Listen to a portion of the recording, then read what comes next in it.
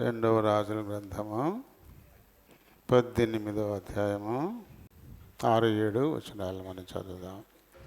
అతడు యెహోవాతో హత్తుకొని ఆయనను వెంబడించుటలో వెనుక తీయక ఆయన మోషేకు ఆజ్ఞాపించిన ఆజ్ఞలన్నిటినీ గైకొనుచుండెను. కావున యెహోవా అతనికి తోడుగా ఉండెను. తాను వెళ్ళిన చోటనెల్లా అతడు జయము పొందెను. అతడు అషూరు రాజునకు సేవ చేయకుండా అతని మీద తిరగబడెను. మరియు గాజా పట్టణం వరకు దాని సరిహద్దుల వరకు కాపురుల గుడిసెలయందేమి ప్రాకారముల గల పట్టణములయందేమి అంతటను అతడు ఫిలిష్తీయులను ఓడించెను. దేవుడు పరిశుద్ధ వాక్యం ఎన్నికల్లో దించిన సహాయం కొరకై చిన్న ప్రార్థన చెప్పుకుందాం. ప్రేమ కలిగిన మా ప్రియ పరలోకపు తండ్రి, కృప కలిగిన దేవా, వందనాలు, స్తోత్రాలు. మీ కృప చొప్పున మా జీవితాలలో అనుగ్రహించిన ఈ 2025 సంవత్సరంలోని ఆఖరు ఈ పునరుత్థాన దినాన్ని బట్టి మీకే కృతజ్ఞతలు. ఈ సంవత్సరంలోని 52 వారాలు మమ్మల్ని సురక్షితంగా ఉంచారు. మరి ఆఖరు ఈ పునరుత్థాన దినంలో కూడా మీ పాద సన్నిధిని మేము చేరి పాడి మీ నామాన్ని మహిమపరిచి మీ లేఖనాలను ధ్యానించుకొని మా హృదయ స్థితిని జాగ్రత్తగా పరిశీలన చేసుకొని ఇప్పుడు కనుక మీరు ఈ లోకానికి వచ్చేస్తే మీతో పాటు మేము నిత్యరాజ్యానికి రావడానికి సంసిద్ధంగా ఉన్నామా లేదా అనే దాన్ని పరీక్షించుకోవడానికై మీరు మాకు ఇచ్చినటువంటి ఈ అవకాశాన్ని బట్టి స్తుతిస్తూ ఘనపరుస్తున్నాను. ఆయన ఇంతవరకు పాడి మీ నామాన్ని మహిమపరిచాం. ఆయన ఇప్పుడు మీ లేఖనాలను ధ్యానించాలని ఆశపడుతున్నాం. గత 2 వారములుగా మా పితరుడైన హిజ్కియాని గురించి మీరు మాకు నేర్పించినందుకై మిమ్మల్ని స్తుతిస్తూ ఉన్నాను. మీ చిత్తమైతే ఇది నాను కూడా హిజ్కియాని గురించి ధ్యానించి ముగించాలని ఆశపడుతూ ఉన్నాం. దయతలచండి నాయన. మరి అధ్యాయాల్లో ఈ వచనాల్లో నా కోసం మా కోసం దాచిపెట్టిన ఆత్మ సంబంధమైన మర్మాలను మాకు బయలుపరచండి. ఆత్మీయంగా మమ్మలను బలపరచండి, స్థిరపరచండి. దీనుడను ప్రభా, బలహీనుడను తండ్రి, ఈ వాక్యమును బట్టి మాట్లాడేందుకు నేను నిలబడిపోతూ ఉన్నాను. నన్ను జ్ఞాపకం చేసుకోండి తండ్రి. నన్ను ఖాళీ చేయండి నాయన. మీ చిత్తానుసారమైన మాటలు నా నోట నుంచి ఆ పితరుడైన ఇర్మియాతో మీరు మాట్లాడారు. నా మాటలు నీ నోట నుంచి ఉన్నాను అని. కాబట్టి అది జనులకు ప్రకటించుకొని తనను మీరు ఆదేశించారు. అదే రీతిని నాయన అదిగో తండ్రి, మీ మాటలు నా నోట నుంచి మీరు మాట్లాడుకొని మహిమఘనత ప్రభావాల్ని పొందమని అడుగుతా ఉన్నాను. చేర్చబడిన మా ప్రియులందరిని బట్టి వందనాలు, స్తోత్రాలు. ఎవరైనా వస్తుంటే త్వరపెట్టి తోడుకొని రండి నాయన. కనీసం ఈ ఆఖరు పునరుత్థాన దినమైన ఆయన మరి సమయానికి వచ్చి నీ సన్నిధిని తమ యథార్థతను రుజువు చేసుకునేటువంటి ఆలోచన కొంతమందికి లేకుండా అయిపోయింది. ఆయన ఒక ప్రసంగం అయిపోయే సమయానికి కూడా కొంతమంది వస్తున్నారు. అయినా దయతలచండి. వారి హృదయాల్లో ఒక మంట పుట్టించండి. వారి అరికాళ్ళల్లో మంట పుట్టించిన ఆయన సమయానికి నీ సన్నిధికి వచ్చిన ఆయన నిన్ను స్తుతించే స్థుతిలో పాలు పొందులాగున సహాయం చేయమని కోరుతున్నాను. వచ్చిన వారెల్లా కొద్ది సమయం తమ హృదయ ఆలోచనని పరలోకపు గవిని వైపు కేంద్రీకరించేలాగున సహాయం చేయండి. నిద్రాత్మల్ని, అంధకార శక్తుల్ని నజరేయుడని యేసు నామములో బంధిస్తున్నాం. నన్ను, మమ్ములను, ఈ మందిరాన్ని, విద్యుత్, సౌండ్ సిస్టమ్ వీటన్నిటినీ మీ చేతులకు అప్పగించుకుంటూ మీ నామమునతిగా హెచ్చిస్తూ నన్ను మమ్మల్ని తగ్గించుకుంటూ మా ప్రభు, మా ప్రియరక్షకుడునైనా యేసునామములో ఈ మనవులు సమర్పిస్తూ ఉన్నాను మా పరమ తండ్రి. ఆమేన్. Praise the Lord, praise the Lord, praise the Lord. ప్రభునామలందరికీ వందనాలు. దేవుడు తన ఉచితమైన కృపను బట్టి మరి మన జీవితాల్లో మరొక పునరుత్థాన దినం ప్రభు పాద సన్నిధిలో గడిపేందుకు మనకు అనుగ్రహించారు. సమయాన్ని బట్టి దేవునికి మనం ఎంతైనా వందనస్తులమై ఉన్నాం. ఇప్పటికి ఇంకా కింద ఎంతమంది ఉన్నారు? 1 2 3 4 5 6 7 8 9 ఆరాధన అయిపోయేటప్పటికి 50 మంది ఉంటున్నారు. ఇప్పుడు చూస్తే 9 మంది ఉన్నారు. అంటే ఇక బేతేళ్ళు మూసేస్తే మంచిదేమో, కింద తలుపు పెట్టేస్తే ఇక అందరూ పైకి వచ్చేస్తారు. కింద కాబట్టి ఎప్పుడు వచ్చినా పర్లేదు, చివరిని అక్కడ కూర్చొని వెళ్ళిపోవచ్చు అని అనుకుంటున్నారు. అది క్షేమమా ఆత్మీయంగా? ఇలా చెప్తే మళ్ళీ ఏమంటారు, మా పనులు చూసుకుంటుంటే ఈయనకి అసలు గిట్టట్లేదు అని, ఈ మందిరం పక్కన కూర్చున్నాడు ఆయనకి అదే పని, ఇంకాను మాకు ఇంకా పనులు ఉండవా? ఇలాగే చెప్తున్నారు, వర్తమానం ఇలాగే చెప్తున్నారు. మంచిదా చెప్పండి, మీ క్షేమం గురి కదా మాట్లాడేది. ఈరోజు అస్సలు మంది కాదు, మందా? మనం చదువుతాం కదా, 58 చదువుతాం, 13వ వచనంలో ఏమన్నాడు ఆయన? నా విశ్రాంతి దినము అన్నాడు ఆయన. అది మంద కాదు. బాబు నేను ప్రార్థించుకుంటున్నాను, వీలైతే రండి రా బాబు అని చెప్పాడు ఏటైనా? వీలైతే రండి నేను ప్రార్థించుకుంటున్నాను అన్నాడా? నా విశ్రాంతి దినమని ఆయన చెప్తా ఉంటే మరి దాన్ని మనం దోచుకుంటూ ఉంటే మరి మనకి మేలు ఎలా వస్తుంది? నీకు మేలు రాదన్నమాట, అదిగో మా మీద శాపాలు రావాలని చెప్తున్నాడు. ఇలా మాట్లాడుతున్నారు. మిమ్మల్ని నేను ఆశీర్వదించలేను, మిమ్మల్ని నేను శపించలేను. ఏం చేసినా దేవుడే చేయాలి. దేవుడు నాకు ఇచ్చిన మాట ఏదో అది మాట్లాడడానికి ఉన్నాను ఇక్కడ. అది కూడా నా మాట కాదు, దేవుడి మాటే. ఇప్పుడు నేను మాట్లాడుతుంటే ఈ మౌత్ పీస్లోంచి మీ దగ్గరికి ఎలా వస్తుందో, అలాగే దేవుడిచ్చే మాటలు ఆయన నోటికి ఒక మౌత్ పీసులా నేను ఇక్కడ ఉన్నాను అంతే. నన్ను మీరు ప్రేమించినా మీకే లాభం, ప్రేమించకపోయినా మీకు లాభమో నష్టమో మీరే చూసుకోండి, ఇంకా అది మీదే. ఎందుకంటే ఇది నా మాట కాదు. అస్సలు నన్ను చూడకండి, బోరు కొట్టేస్తాను. నన్ను చూస్తే రోజు కనపడతా ఉంటే బోరు కొట్టదేటి? ఓసారి చూసిన సినిమాని రెండోసారి చూస్తారా? బోరు కొట్టేది. అలాగే మీరు నన్ను చూస్తే మీకు బోరు కొట్టేది. నన్ను చూడకండి. మంగళవారం మొదలుపెట్టాం, ఏ రోజైనా చెప్పింది మళ్ళీ చెప్పావా? మంగళవారం చెప్పింది వేరు, శనివారం బుధవారం చెప్పింది వేరు, గురువారం చెప్పింది వేరు, శుక్రవారం చెప్పింది వేరు, నేను శనివారం చెప్పింది వేరు, ఈరోజు చెప్పేది వేరు. ఒకదాన్ని పట్టుకుని మనం ఏమన్నా పాట పాడతామా? ఒకటే చెప్పట్లేదుగా. ఎందుకంటే నేను చెప్తే ఒకటే చెప్తాను, దాన్ని పట్టుకుని చాలా సులువు కదా, కళ్ళు మూసుకొని అప్పచెప్పేసేయచ్చు. చాలా అద్భుతంగా హావభావాలు ప్రదర్శిస్తూ అప్పచెప్పేయచ్చు. ఇవాళ కంటే రేపు మెరుగ్గా ఉంటుంది, రేపటి కంటే ఎల్లుండి మెరుగ్గా ఉంటుంది, ప్రాక్టీస్ అయిపోతుంటుంది కదా. కానీ దేవుడు నాకు రోజుకు ఒక కొత్తదే ఇస్తాడు, నేర్చేసుకున్నది కాదు, ఒక కొత్త మాట ఇస్తాడు. చదివేటప్పుడు నాకు కొత్త కొత్త తలంపులను దేవుడు ఇస్తుంటాడు నాకు. మరి అవే కదా నేను మాట్లాడాలా, దానికి భిన్నంగా నేను ఎలా మాట్లాడను? మీ హృదయానికి నచ్చేలా చెప్తాడా దేవుడు? దేవుడికి నచ్చేలా మన హృదయాలు ఉండాలా? దేవుని మాటలకు తగినట్టుగా మనల్ని మనం దిద్దుకోవాలి తప్ప మనకు నచ్చినట్టు దేవుడు చెప్పడు. అలా కోరుకోకూడదు కూడా. డాక్టర్ గారి దగ్గరికి వెళ్ళి నాకు నచ్చిన మందులు రాయి, తీయగా ఉండాలి, పుల్లగా ఉండాలి, చేదుగా ఉంటే అస్సలు కుదరదు అని చెప్తావా? చెప్తావు డాక్టర్ గారికి?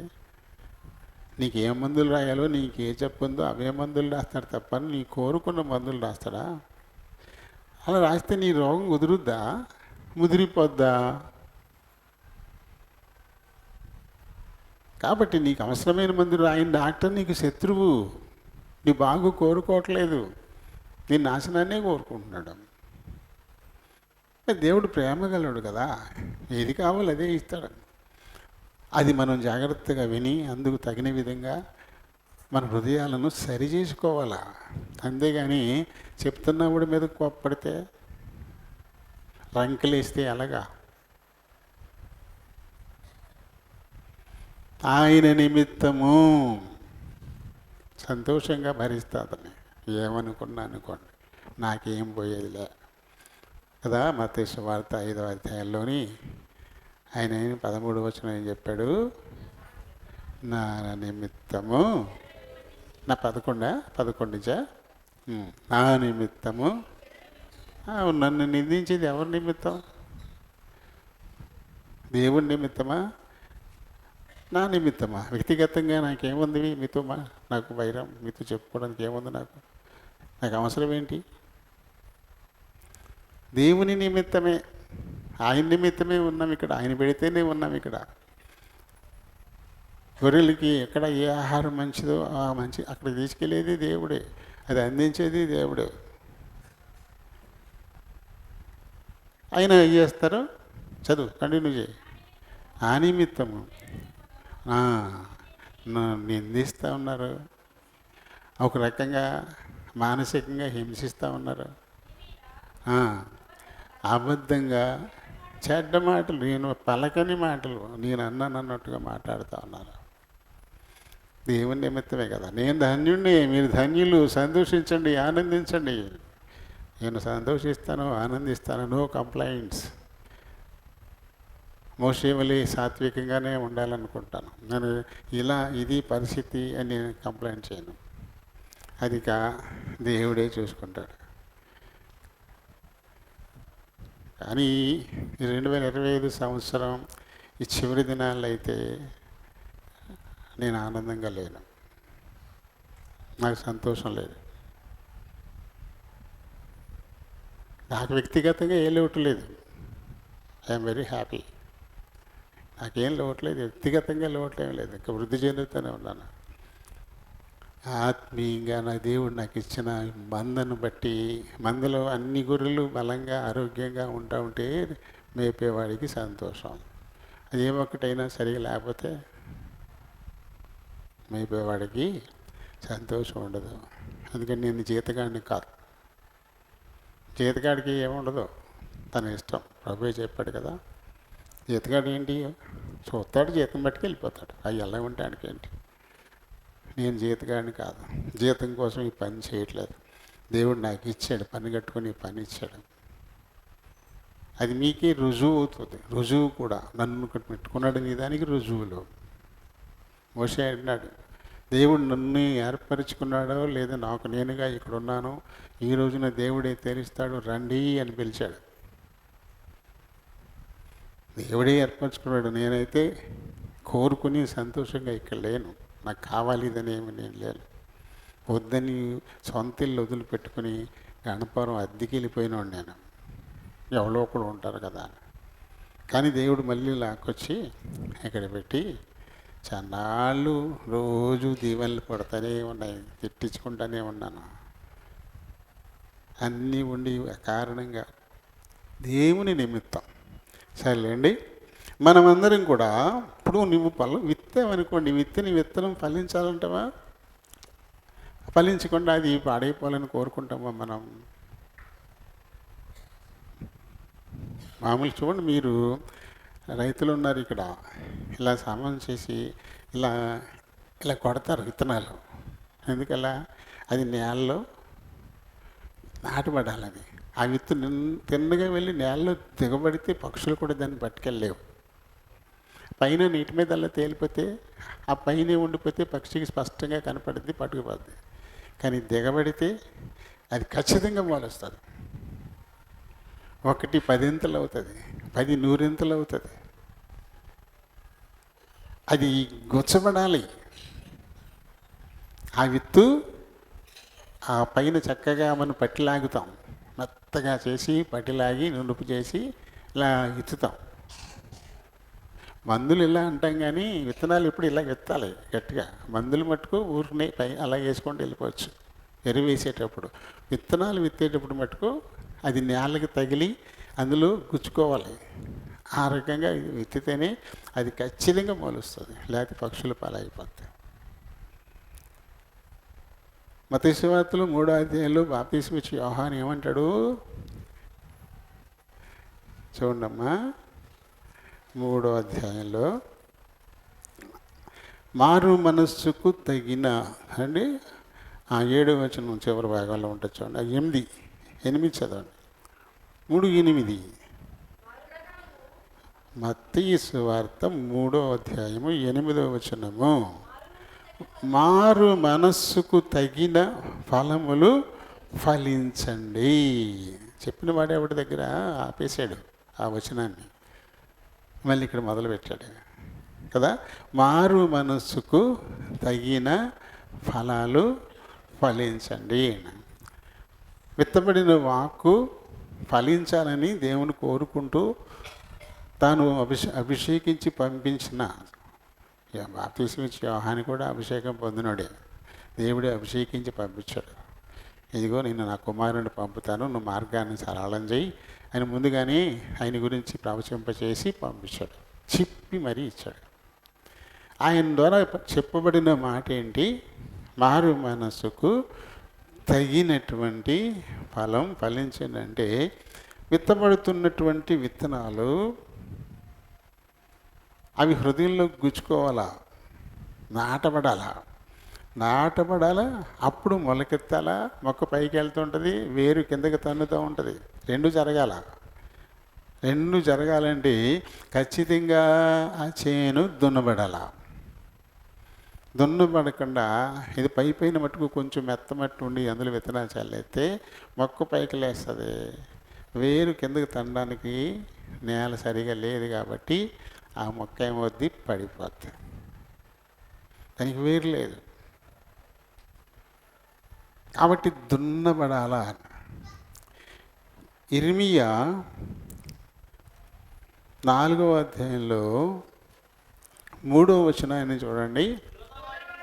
యూదా వారికిని యెరూషలేము నివాసులకును యెహోవా ఇలాగూ సెలవిచ్చుచున్నాడు.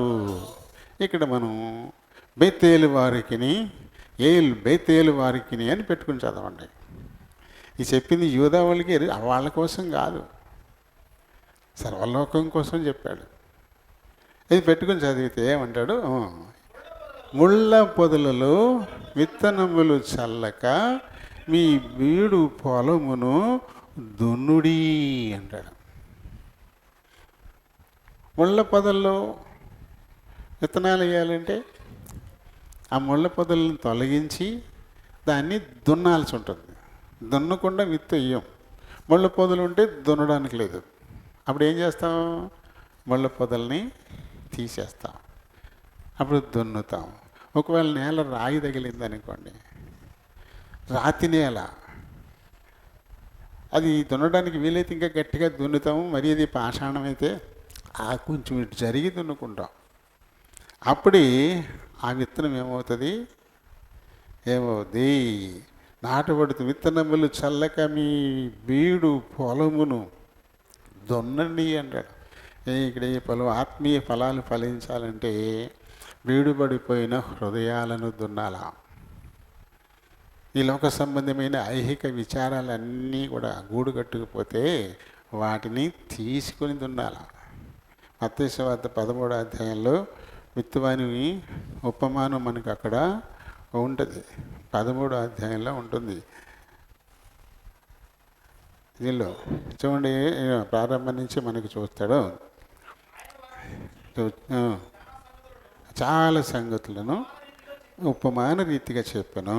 ఎట్లనగా, ఇదిగో విత్తువాడు విత్తుటకు బయలు వెళ్ళెను అంటాడు. విత్తనాలు విత్తడానికి జోలి తగిలించుకొని అందులో విత్తనాలు వేసుకుని, మనమైతే గిన్నెల్లో వేసుకొని చల్లుతాం. కొన్ని చోట్ల ఏం చేస్తారంటే జోలిలా ఉంటుంది, సంచిలాగా, అది భుజానికి తగిలిచ్చేసుకుంటారు. ఇలా తీసి అల్లుతారు, జోలిలాగా తగిలిచ్చేసుకుంటారు. మనం గిన్నెలో పెట్టుకుంటాం. చేతి మీద మొత్తం కూర్చుని అయితే పర్లేదు, ఎక్కువనే అనుకో మొయ్యలేం కదా, అందుకని తగిలించేసుకుంటారు, జోలిలా ఉంటుంది అనమాట. తీసి చల్లుతారు. ఈ చల్లేటప్పుడు 4 స్థలాలు చెప్పాడు ఇక్కడ. 4 స్థలాలు. త్రోవ పక్కన అన్నాడు కదా, మన్ను లోతుగా లేని చోట అన్నాడు, రాతి నేల అన్నాడు, ముళ్ళ పొదలు అన్నాడు. మరి ఈ విత్తు ఎక్కడ మంచిగా నేల లోతుగా మంచిగా ఉండే చోట పడితే అది చక్కగా నాటబడుతుంది, దాని వేరు లోనకు తంతుంది, మొక్క పైకి వస్తుంది, ఇంకా బలంగా మంచిగా 1 10 అంతలై 10 100 అంతలై అది ఫలించేదిగా ఉంటుంది. అందుకోసం ఏం చేయమన్నాడు ప్రభు? దున్నండి. బీడుపడిపోయింది. చూడండి, ఇప్పుడు కొన్ని కొల్లేరు పొలాలు 1 సంవత్సరం ఓడకుండా మానేస్తారు. అది ఏమైపోద్ది? నేల అంత గట్టిగా బిగుసుకుపోద్ది. ఆ మొక్కలు వచ్చేసి వేళ్ళు బాగా బిగతన్నేసి బిగుసుకుపోద్ది. సాలు ఎనుమారు దున్నాల్సి వస్తుంది. అప్పుడు కానీ లొంగదు. ఎవడు దున్నుతాడా అని చెప్పేసి ఇప్పుడు చేస్తే ఏమొస్తాయి? ఏమి రావు. కాబట్టి విత్తు నాటబడి ఫలించాలి అంటే ఖచ్చితంగా దాన్ని దున్నాల్సిన అవసరత ఉంది. ఆత్మీయ ఫలం పొందాలని మనం ఆశపడితే మన హృదయాలను కూడా దున్నుకోవాలా. దేవుని వాక్కు నాటబడేలా మన హృదయాన్ని దున్నాలా. దున్నకపోతే అది నాటబడదు. ఈరోజు నేను బైబిల్ స్టడీ చేసుకుంటుంటే దేవుడు నాకు ఇచ్చిన తలంపు ఇది. మామూలుగా అయితే హిజ్కియా కంటిన్యూ చేసేస్తాను కదా, కానీ ఇక బైబిల్ చదువుతూ ఉంటే ఇక చదివే క్రమంలో నాకు ఈరోజు ఈ తలంపు ఇచ్చాడు దేవుడు. ఆయన ఇచ్చిన తలంపునే మాట్లాడతాం తప్ప వేరేది కాదు కదా. కాబట్టి హిజ్కియాని గురించి మనం నేర్చుకున్నా, దావీదుని గురించి నేర్చుకున్నా, సొలొమోను గురించి నేర్చుకున్నా, అబ్రహాం గురించి నేర్చుకున్నా, ఇస్సాకుని గురించి నేర్చుకున్నా, యాకోబుని గురించి నేర్చుకున్నా, ఈ మంచి మంచి విషయాలన్నీ మన హృదయంలో పడి అవి నాటబడితేనే కదా నేను ఒక అబ్రహాంలా ఉండాలా, నేను ఒక ఇస్సాకులా ఉండాలా, నేను ఒక యాకోబులా ఉండాలా, నేను ఒక దావీదులా ఉండాలా, నేను ఒక యోసేపులా ఉండాలా ఇలా అనుకునేది. అవి నాటబడాలి కదా. అవి నాటబడకపోతే అబ్రహాం గురించి మనకి ఏం ఫలం ఉండదు. అబ్రహాం గురించి విన్నాం, తెలుసు, నాకు అబ్రహాం గురించి తెలుసు. ఇస్సాకు గురించి విన్నాం, తెలుసు, ఇస్సాకు గురించి ఇద్దరు కొడుకులు కదా, ఆయనే కదా, తెలుసు తెలుసు. యాకోబు గురించి తెలుసు, యాకోబు జ్యేష్ఠత్వాన్ని కొనుక్కున్నాడు కదా, ఏసేపు అమ్ముకున్నాడు కదా, తెలుసు నాకు. అంతవరకే ఆగిపోతాం మనం. దానివల్ల నువ్వు ఆత్మీయంగా ఏం ఫలిస్తావు అంటే దానిని బట్టి నీ ప్రవర్తన మెరుగవ్వాలా, ఆత్మీయంగా మెరుగవ్వాలా, దేవునికి ఇంకా నువ్వు సమీపంగా రావాలా.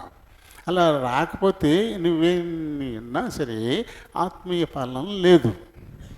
మారు మనసు పొందాను అనుకుంటున్నావు కానీ ఆ ఫలమే లేదు. అందుకని ఏం చేయాలి?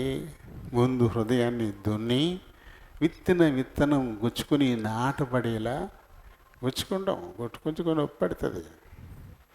గుచ్చుకోవాలంటే గుచ్చుకుంటే నొప్పి పెడుతుంది కదా. దాన్ని స్వీకరించాలి సంతోషంగా.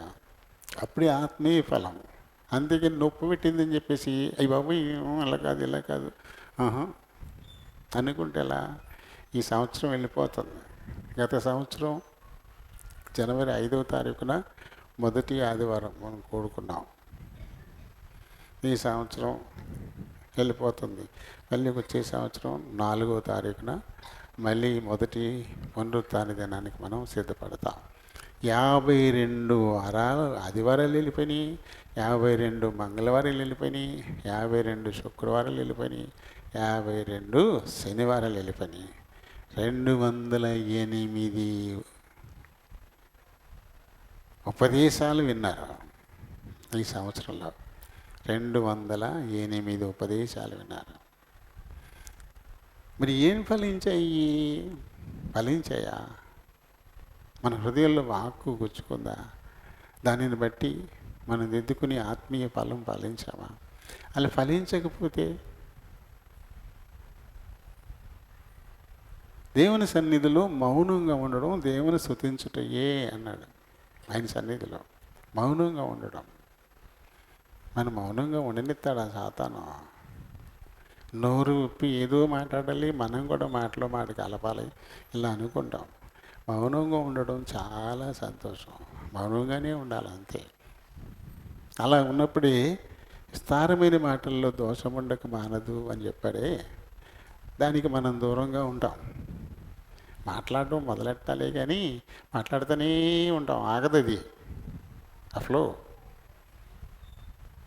మొదలెట్టిన తర్వాత అది ఇది ఇది అది ఏ మందులో దోషం ఉంటే మళ్ళీ మనకే కదా ఇబ్బంది. అలాంటప్పుడు మాట్లాడుకోవడం తగ్గించుకోవడం మంచిది కదా. వినడానికి వేగిరపడేవాడుగాను, కోపించడానికి మాట్లాడడానికి నిదానించువాడుగాను ఉండాలి అని కదా హెచ్చరిక మనకుంది. మౌనం ఆశ్రయించడం చాలా మంచిది. ధ్యానించుకోవడానికి అవకాశం కలుగుతుంది. మాటలు మాట్లాడుకుంటూ ఉంటే ఇంకా ధ్యానించేదే ఉండదు కదా. కదా. చాలండి మొత్తం మీద. కాబట్టి ఈ సంవత్సరం ఆఖరిలో ఇలాంటి తలంపు నాకు ఇచ్చాడు. ఎందుకు ఇచ్చాడు దేవుడు? బీడుబడిన హృదయాలను దున్నాలా, జీవము గల దేవుని వాక్కు నాటుకోవాలంటే అది దున్నబడాలా. దున్నబడకపోతే ఆత్మీయ ఫలం అనేది మనకి దొరకకుండానే సంవత్సరాలు గతించిపోతాయి. మనం హిజ్కియా దగ్గరికి వచ్చాం. ఎక్కడున్నాము హిజ్కియా దగ్గర? ఎక్కడ వరకు వచ్చాం? మరణకరమైన వ్యాధి దాకా అది మొదలు పెట్టాలి మనం. అశూర్యులు వచ్చేసారు. ముందైతే ఏదో లంచం ఇచ్చి సరి చేసుకున్నాడు, తప్పు అయిపోయింది అని చెప్పేసి. కానీ రెండవసారి విపరీతమైన ఇంకొక రాజు వచ్చాడు. మంచి విపరీతమైన సైన్యం పట్టుకుని వచ్చేసాడు సన్హెరీబు.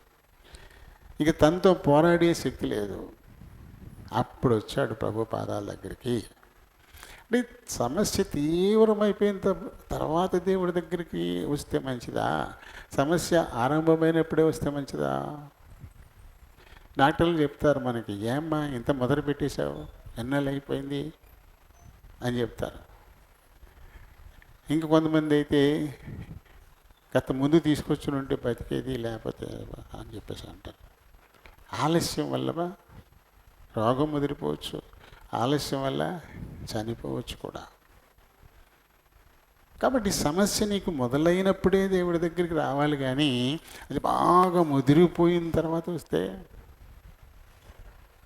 అయితే ఇక్కడ దేవుడైతే హిజ్కియా కోసం నేను ఈ అశ్షూరీయులతో యుద్ధం చేయను అని ఖచ్చితంగా చెప్పేశాడు.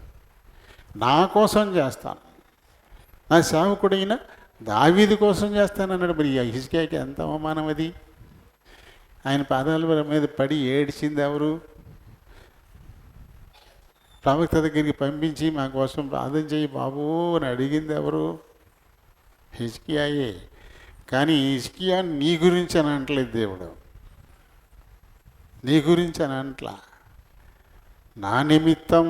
ఎందుకంటే నా నామాన్ని ఈ సన్హెరీబు బహుగా తిరస్కరించాడు, బహుగా నన్ను అవమానించాడు. నన్ను అవమానిస్తే ఎలా ఉంటుందో నేను అతనికి చూపిస్తా. పైగా ఈ రాజ్యం నేను నా సేవకుడైన దావీదుకి ఇచ్చింది. అప్పుడే నేను ప్రమాణం చేశాను, నీ సంతతిలో ఒకడైనా రాజ్యం మీద ఉండక మానడు అని చెప్పి. కాబట్టి దావీదుకి ఇచ్చిన ఈ రాజ్యం నిమిత్తము నేను అశ్షూరీయుల్ని నాశనం చేస్తా. ఒక్క గుండు కూడా వేయడు, ఒక్క బాణం కూడా వేయడు ఈ దేశం మీద. అలాగే సన్హెరీబు కూడా ఒక ఏంటది అప్పుడు ఏమంటారు దాన్ని, రూమరు. ఏంటి రూమర్ తెలుగు? వదంతి. నేను పెద్ద ఇంగ్లీష్ ప్రొఫెసర్ని అయిపోయినట్టు కాదు, మర్చిపోతున్నాను, గుర్తు రావట్లేదు టైంకి. నాకు ఇంగ్లీష్ ప్రొఫెసర్ని అయిపోయి తెలుగు రాక అడగలేదు నేను. బ్రేక్ వస్తుంది ఒక్కొక్కసారి, కాబట్టి అది మాట తెలుసు కానీ ఆ మాట రాకుండా అయిపోతుంది. పోయినసారి చెప్పింది నేను, అది వదంతి అని చెప్పింది నేను, కానీ ఇప్పుడు అది రాలే. వదంతి, ఒక్క వదంతి విని పారిపోతాడు. లక్షల సైన్యంతో గొప్ప బలంతో వచ్చిన సన్హెరీబు ఒక వదంతిని విని పారిపోతాడు. తన దేశంలో తను నమ్ముకున్న దేవత గుడిలోని అతని కొడుకుల చేత అతన్ని నేను చంపించేస్తా అని చెప్పాడు. మొత్తం మీద అయిపోయింది. ఒక్క రాత్రిలో ఒక దూత వచ్చి 185,000 మందిని చంపేసింది. సన్హెరీబు పారిపోయాడు, తన దేవత గుడిలో ఉండగా కొడుకులే అతన్ని చంపేశారు. ఆ తర్వాత బోళ్ళంతా కొల్ల సొమ్ము దొరికింది అనుకోండి. అక్కడితో ఆ ఘట్టం అయిపోయింది. అమ్మయ్య బయటపడ్డాను రా బాబు అని సంతోషించి ఉండొచ్చు హిజ్కియా. మరి దేవుని నామానికి అవమానం తెచ్చినందుకు పనిష్మెంట్ వద్దా? దేవుని నామానికి అవమానం. సన్హెరీబు వచ్చేసి విచ్చలవిడిగా దేవుని నామాన్ని దూషించాడే, అది హిజ్కియా మూలంగానే కదా. కాబట్టి పనిష్మెంట్ ఎవరా?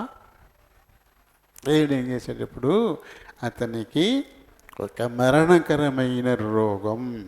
2 రాజులు 20వ అధ్యాయం 1వ వచనం చదవండి. ఆ దినములలో హిజ్కియాకు మరణకరమైన, అంటే ఆ జబ్బు వస్తే చచ్చిపోవడమే, ఇక బ్రతకరనమాట. దాన్ని ఏమనుకోవచ్చు ఇప్పుడు దినాల్లో? క్యాన్సర్ అనుకోవచ్చు. క్యాన్సర్ వ్రణం, అది ఒక ఎంత పుండుగా బయలుదేరుతుంది, అది చుట్టూ తినుకుంటూ వెళ్ళిపోతుంది. దాన్ని ఆపరేషన్ చేయలేరు, కోస్తే ఇంకా రెచ్చిపోతుంది. ఏమైనా చిన్నగా ఉంటే కీమోతో, ఆ రేడియేషన్తో చంపుతారు దాన్ని విస్తరించకుండా. పెద్దదైతే రేడియేషన్ కూడా పనిచేయదు. అంత భయంకరమైన జబ్బు క్యాన్సర్. అలాంటి క్యాన్సర్ జబ్బు వచ్చేసింది హిజ్కియాకి. కారణం ఏంటి? దేవుని నామానికి అవమానం తెచ్చేలా నడుచుకున్నాడు. అన్యుడైన ఒక పనికి మాలిన రాజుకి బానిస అయిపోయి, అది తప్పైపోయింది, నాకు జుల్మానేయి, నేను కట్టేస్తాను అని చెప్పేసి దేవుని మందిరానికి ఉన్నటువంటి బంగారం, వెండి, మందిరంలో ఉండే ఉపకరణాలు ఇవన్నీ పట్టుకెళ్ళిపోయి ఒక అన్యుడు పాదాల దగ్గర పెట్టేశాడు. ఏమంటారు వాళ్ళు అక్కడ? అరే ఎక్కడే అనుకున్నా యెహోవా దేవుడిని గొప్పగా చెబుతారు కదా, ఇదిగో ఆయన మందిరాన్ని ఇయ్యే. ఎంత అవమానం! ఆయన పేరు నారకంగా. అందుకని హిజ్కియా కోసం ఈ సన్హెరీబుని నాశనం చేయలేదు దేవుడు, తన కోసం చేశాడు. రోషము కలిగిన దేవుడు తన నామాన్ని అవమానించాడు, చాలా చులకన చేసేసాడు. తన దేశంలో ఉండేటువంటి రాయి రప్పలతో ఈయన్ని కూడా పోల్ చేశాడు. చుట్టుపక్కల అన్ని రాజ్యాలు, వాళ్ళ దేవతలు, వాళ్ళ బొమ్మలు, అవేవన్నా ఆ దేశాలను కాపాడయ్యా, ఇవేవన్నా ఆ దేశాలను కాపాడయ్యా, యెహోవా నిన్ను కాపాడడానికి. ఎంత భయంకరమైన అహంకారంతో కూడిన మాటలు. ఇలా దేవుని నామం అవమానించబడ్డానికి కారకుడు హిజ్కియా. ఇక్కడ ఈ నుంచి మనం నేర్చుకోవాల్సిన పాఠం అది. మనల్ని బట్టి దేవుని నామం అవమానానికి లోను కాకూడదు. మనం ఒకవేళ ఆయన గణపరచకపోయినా పర్లేదు, కానీ అవమానించబడ్డానికి కారకులు మాత్రం కాకూడదు. గణపరచకపోతే నీకు ఘనత రాదు, అంతవరకే. కానీ అవమానపరిస్తే, నేను రోషము గలవాడిని అన్నాడు ఆయన, శాపం వచ్చింది మన మీదకి. మనల్ని బట్టి దేవుని నామం అన్యజనుల మధ్య దూషింపబడకూడదు, అవమానించబడకూడదు. ఇంత గొప్ప రాజు, ఈ రాజు ప్రార్థన అలకిచ్చినట్టే ఉన్నాడు, ఆ రాజ్యాన్ని కాపాడినట్టే ఉన్నాడు, అతనికి విజయాలు ఇచ్చినట్టే ఉన్నాడు. వచ్చి అయినా సరే తర్వాత ఏం చేశాడు? హిజ్కియాకే కాదు, దావీదుకు కూడా పనిష్మెంట్ ఇచ్చాడు. ఇవల్ల దావీదుకు పనిష్మెంట్ ఇవ్వలేదా? 2 సమూయేలు గ్రంథంలో 11వ అధ్యాయంలో అతను చేసినటువంటి తప్పు, చాలా ఘోరమైన తప్పు చేశాడు. ఒక నీతిమంతుని భార్యతో తప్పు చేసి ఆ పాపం కడుక్కోవడం కోసం ఓ నీతిమంతుణ్ణి చంపేశాడు. ఆ తర్వాత విధవరాలైన అతని భార్యను ఏదో పెద్ద త్యాగం చేసినట్టుగా, భార్యం చేసుకుని సాయం చేసినట్టుగా బిల్డప్ ఇచ్చేశాడు. ఇది ఎవరికీ తెలియదు అనుకున్నాడు. రహస్యాల్ని పరిశోధించేవాడు కదా దేవుడు. ఆయన కంటికి కనబడని సృష్టి మీదన్నా ఉందా? 11వ అధ్యాయం అంతా చదువుకోండి, అందులో అదే ఉంటుంది. దాంతో 12వ అధ్యాయం వచ్చేసరికి ప్రవక్త అయిన నాతాన్ను పంపించాడు. నాతాను, నా కుమారుడైన దావీదు దగ్గరికి వెళ్ళు, ఇలాంటి తప్పు చేశాడు. తప్పు చేయడమే కాకుండా ఓ నీతిమంతుడైన ఉరియాను కూడా చంపించేశాడు. తను మళ్ళీ అతని భార్యను, విధవరాల్ని నేను పెళ్లి చేసుకున్నాను అన్నట్టుగా కుదురుగా కూర్చున్నాడు. నువ్వు వెళ్ళావు, అలాంటి హెచ్చరిక అంటే 12వ అధ్యాయం అంతా మనకి ఆ హెచ్చరికలే కనబడతాయి. ఓ స్టోరీ చెప్పినట్టు చెప్పాడు, ముందు ఓ స్టోరీ చెప్పినట్టు చెప్పాడు. దాని ముగింపు ఈ స్టోరీలో ఆ హీరోలు అయితే ఆ విలను నువ్వే ఎక్కడో గొర్రెల దొడ్లో ఉన్నామని నేను తీసుకొచ్చి సింహాసనం ఎక్కించాను, నీకు భార్యలను ఇచ్చాను, ఇంకా కావాలంటే ఇచ్చేవాడిని కదా. ఒక నీతిమంతుని భార్యతో నువ్వు తప్పు చేసి ఆ తప్పును కప్పిపుచ్చుకోవడం నీతిమంతుని చంపించేశావు. కాబట్టి ఖచ్చితంగా నీ మీదికి శోధన వచ్చుద్ది, వచ్చి తీరుతుంది. ఇప్పుడు గర్భం ధరించిన ఆ బిడ్డ చచ్చిపోతాడు, ఆడు పుడతాడు కానీ చచ్చిపోతాడు, ఆడు బతకడు. అది మొదటి స్ట్రోక్. ఆ తర్వాత నీ ఇంటి కత్తి రాజ్యం వెళ్తుంది. ఇక కత్తి చేత ఒక నీతిమంతుడిని చంపినట్టుగాని చంపించేశావు. కత్తి చేత చంపని ఎలా చచ్చిపోయాడు అక్కడ లేదు, కానీ చనిపోయిన మట్టుకే ఉంది. కాబట్టి కత్తి రాజ్యం వెళ్తుంది నీ ఇంట్లో. నీ కొడుకులు ఒకరినొకరు చంపుకుంటారు. నువ్వు రహస్యంగా పాపం చేసావు, కానీ నీ భార్యను తీసి నేను మిట్ట మధ్యాహ్నం నీ మిద్ది మీద తెలిసేలా పాపం చేయిస్తాను. ఓ రకంగా ఉండదు. చాలా దారుణమైనటువంటి పరిస్థితులు. రాజ్యాన్ని కోల్పోతావు. నీ సింహాసనం దిగి కిరీటాన్ని తీసి పక్కనెట్టేసి కనీసం చెప్పులని లేకుండా రాళ్లల్లో, రప్పల్లో, అడవుల్లో, ఎడారుల్లో ప్రాణం కాపాడుకోవడానికి పరిగెడతావు. ఎందుకు వచ్చినాయి అన్నీ? తప్పు చేశాడు, దేవుని నామానికి అవమానం కలిగించాడు. అందు గురించి తను ఎంతగానో ప్రేమించిన నా హృదయానుసారుడని చెప్పినటువంటి దావీదుని కూడా దేవుడు వదలా. తాను చేసినటువంటి పనికి మాలిన పని అమ్నోను తన సోదరితో చేశాడు. అది తెలుసుకున్న ఆ తామారు అన్న అమ్నోను చెప్పు చేశాడు. 12వ అధ్యాయం చూడండి, చాలా దారుణాది దారుణంగా మనకి కనబడతాయి అన్నీ. కాబట్టి ఆయన నామం మనల్ని బట్టి దూషింపబడితే అది మనకు అస్సలు క్షేమం కాదు. అది గానపరచబడపోయిన పర్లా ఎఫెక్ట్ తక్కువగా ఉంటుంది, కానీ దూషింపబడితే మటుకు ఆశీర్వాదాలకు బదులు శాపాలు వచ్చేస్తాయి. ఆయనకి పక్షపాతం లేదు. దావీదును వదలలేదు, మోషేను వదలలేదు. నా జనులు ఎదుట నన్ను మీరు ఘనపరచలేదు, ద్రోహులారా అన్నారు. మాట్లాడమంటే బండను కొట్టారు, కాబట్టి మీరు కానాన్లో అడుగు పెట్టడానికి వీల్లేదు అన్నాడు. అంతే. ఆయన పక్షపాతం ఉండదు. అయ్యో పాపం, ఎన్నాళ్ళ నుంచి 40 సంవత్సరాలుగా ఇన్ని అవమానాలు పొందుతున్నాడు. 40 ఏంటి, 80 ఏళ్ల క్రితం రాజ్యాన్ని వదిలేశాడు. తనే రాజు కదా ఐగుప్తుకి. ఐగుప్తుకి రాజు మేనమామ కూతుర్ని వివాహం చేసుకోవాలి, ఎందుకంటే రాజుగారి చెల్లెలు పెంచుకుంది కొడుకుగా. ఇన్ని ఫరో రాజుగారి చెల్లెలు తన బిడ్డగా పెంచుకుంది మోషేని. రాజుగారి కూతుర్నిచ్చి వివాహం చేసి సింహాసనం ఎక్కిద్దామనుకున్నారు.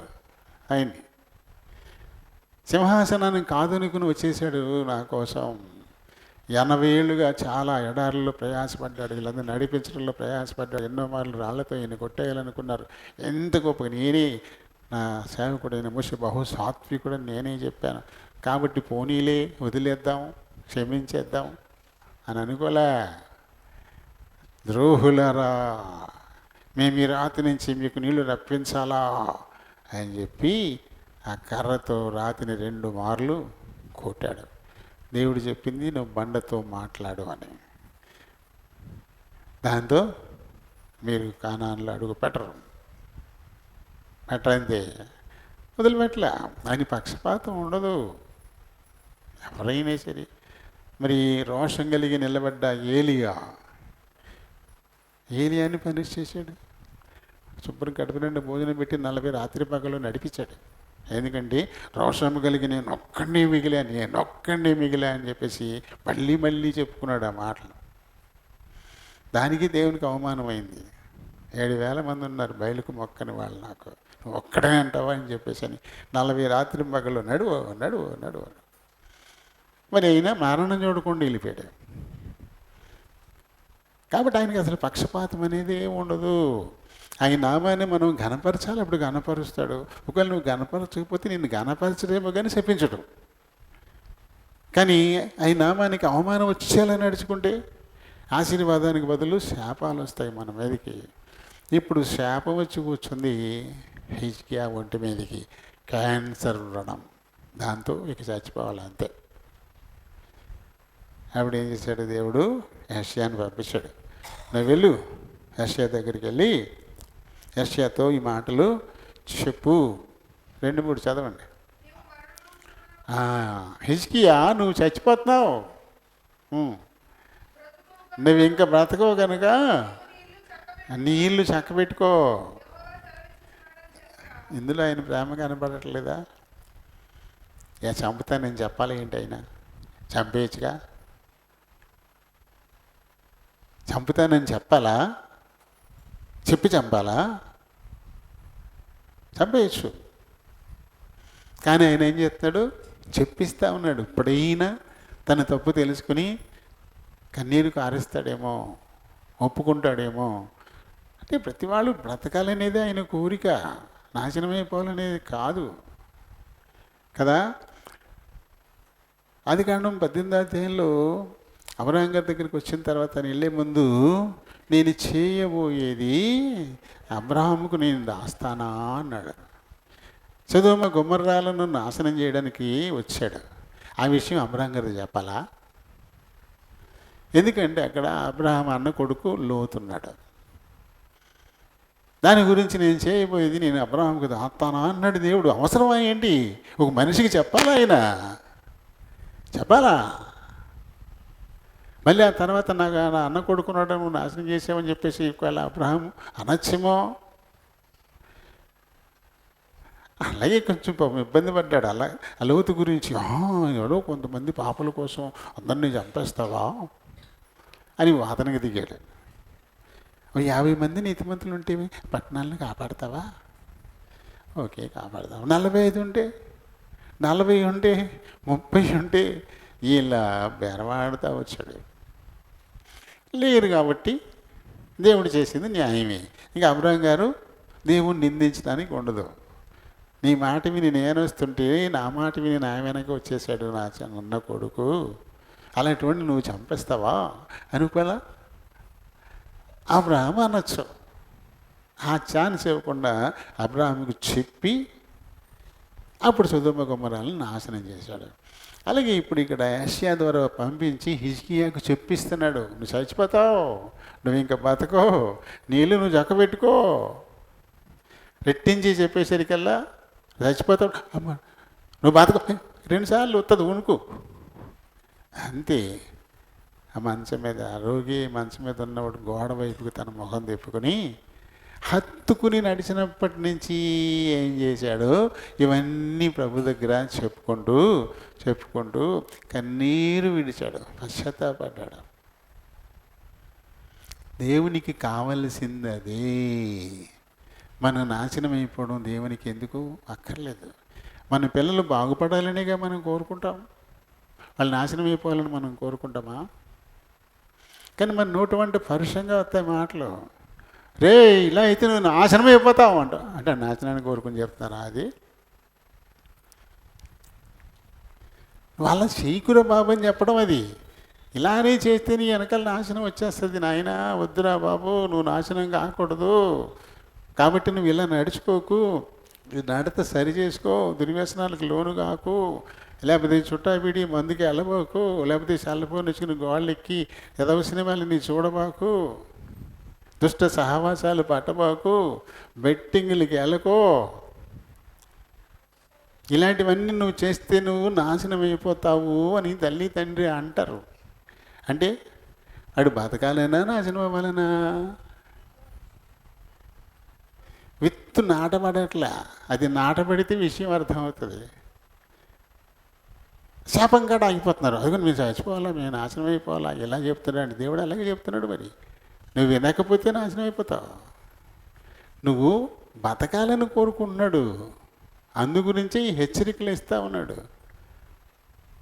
అరే ఈ రోడ్డు మధ్య నుంచి రే లారీ వచ్చేస్తుంది చేస్తావు అంటే అది చావు కోరుకుని చెప్తున్నారు వీళ్ళు. తప్పుకోమని కదా. నువ్వు తప్పుకోకుండా అక్కడే ఉంటే చచ్చిపోతావురా బాబు, తప్పుకోమని చెప్తున్నారు. చావు ఒకటి అని బట్టి నన్ను చచ్చిపోమంటున్నావా అని రోడ్డు మీద నుంచి కబుర్లాడితే ఏమవుతాడు? లారీ ఎక్కేస్తుంది. ఆడు బ్రేక్ వేద్దామని ఆగదు. ఒక్కొక్కసారి కొంచెం స్పీడ్ వస్తే ఆడు పాపం చంపేయాలని అనుకోడు, బ్రేక్లు వేస్తాడు, అయినా వెళ్ళిపోతాడు. వార్నింగ్ ఎప్పుడు మన మంచి కోరే. వార్నింగ్ మనం నాశనం అవ్వాలని కాదు. ఒరే ఇక్కడ చాలా డీప్ కార్నర్ ఉంది, చాలా టర్నింగ్ ఉంది, ప్రమాదములు జరుగు చోటు, ఆగి నెమ్మదిగా వెళ్ళండి అని పెడతాడు అక్కడ. అయ్యి మేము ప్రమాదంలో పడిపోమంటావా నువ్వు అంటే అర్థం ఉందా దానిలో? ఇలా అర్థం ఉందా? ఇంకా అలా అనుకుంటే ఇంకా వాళ్ళ కర్మ వాళ్ళ కోసం ఎదురు చూస్తుంది అంతే, నోరు తెలుసుకొని. దేవుడు ఇచ్చేటువంటి హెచ్చరికలు మన మేలుగోరే. ఇక్కడ కూడా మేలుగోరే. హిజ్కియా పశ్చాత్తాపడాలి, తన తప్పు తాను తెలుసుకోవాలి, దేవుని నామానికి ఎంత అవమానకరంగా నడుచుకున్నాడు ఆ విషయాలు తనకు అర్థమయ్యి తను కన్నీరు విడవాలని దేవుడు కోరుకున్నాడు. అందు గురించి యెషయాతో హెచ్చరిక చేయించాడు. దేవుడు కోరుకున్నట్టుగానే హిజ్కియా కన్నీరు విడిచాడు. అంతే, కన్నీరు విడిచాడు హిజ్కియా ఖచ్చితంగా కదా. తర్వాత కంటిన్యూ చెయ్యి. అతడు తన ముఖం గోడ తట్టు తిప్పుకొని, యెహోవా అంటే లోకం నుంచి వెనక్కి వెళ్ళిపోయాడు.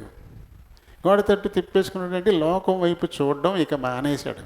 లోక మర్యాదను పట్టించుకోవడం మానేశాడు. ఆహా నేనేనా అండి, ఎంతోమంది చచ్చిపోతున్నారు, నేనేనండి చచ్చిపోయేది, నేను ఇదేమంది అందరూ చచ్చిపోతున్నారు, రోగమతి చచ్చిపోరండి ఇలా అనుకుంటే లోకం అలాగే అనుకుంటుంది. అలా అనుకుంటే బాగుపడ్డావు.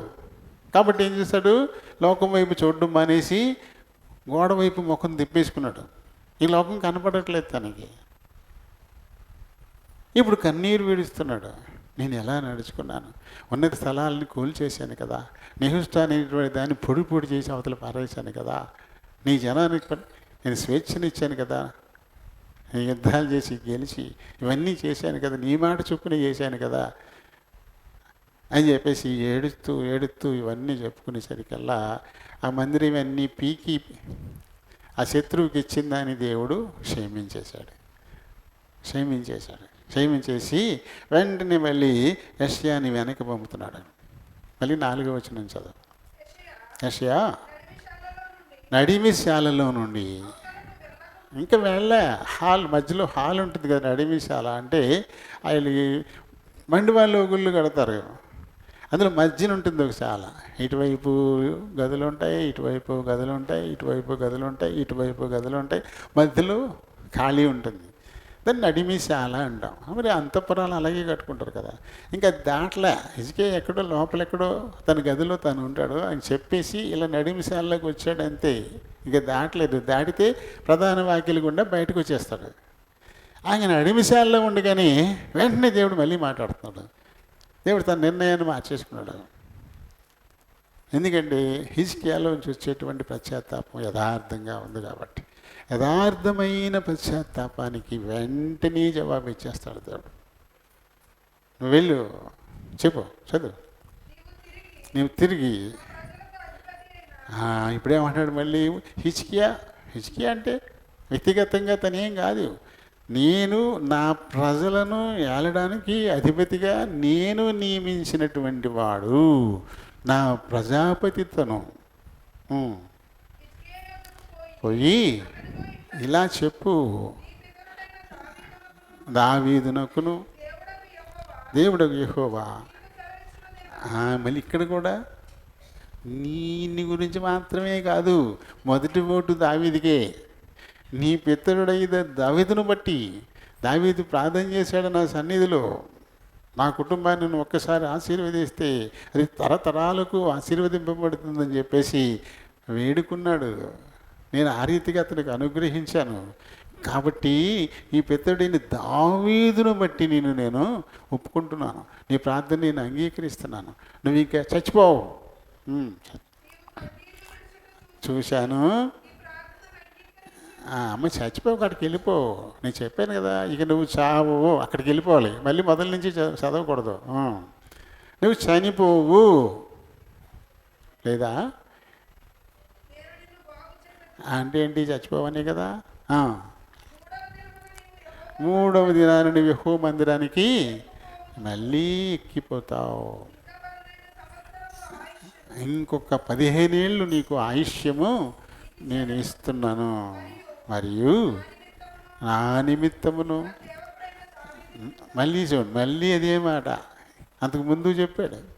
నా నిమిత్తము, నా సేవకుడిని దావీదు నిమిత్తము అశ్షూరీయులను నేను నాశనం చేస్తాను. ఇప్పుడు కూడా అదే మాట, నా నిమిత్తము, నా సేవకుడిని దావీదు నిమిత్తము నేను ఈ పట్టణాన్ని కాపాడుచు నిన్నును నీ పట్టణమును పడకుండా నేను విడిపిస్తాను. పిమ్మట అంటే ఇక్కడ మనం వెనక ముందు చూసుకోవాలా. ఇది ఎప్పుడు జరిగింది? తన మందిరానికి సంబంధించిన వెండి బంగారం అన్నీ ఓడిపీక్కుని పట్టుకెళ్ళి ఇచ్చేసాడే, ఇచ్చేసి తప్పించుకున్నాడే, అప్పుడు వచ్చిందనమాట ఈ సమస్య. కానీ ఆల్రెడీ కాపాడేశాడు. ఇక్కడేముంది, కాపాడుతాను నేను అనే మాటలు మళ్ళీ మనకి కనబడతా ఉన్నాయి.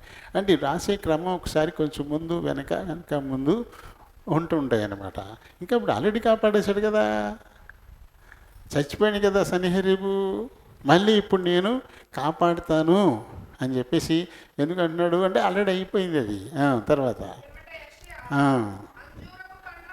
అంజూరపు పండ్ల ముద్ద తెప్పించుడని చెప్పగా, వైద్యం అన్నీ మన కోసమే ఇచ్చాడు దేవుడు.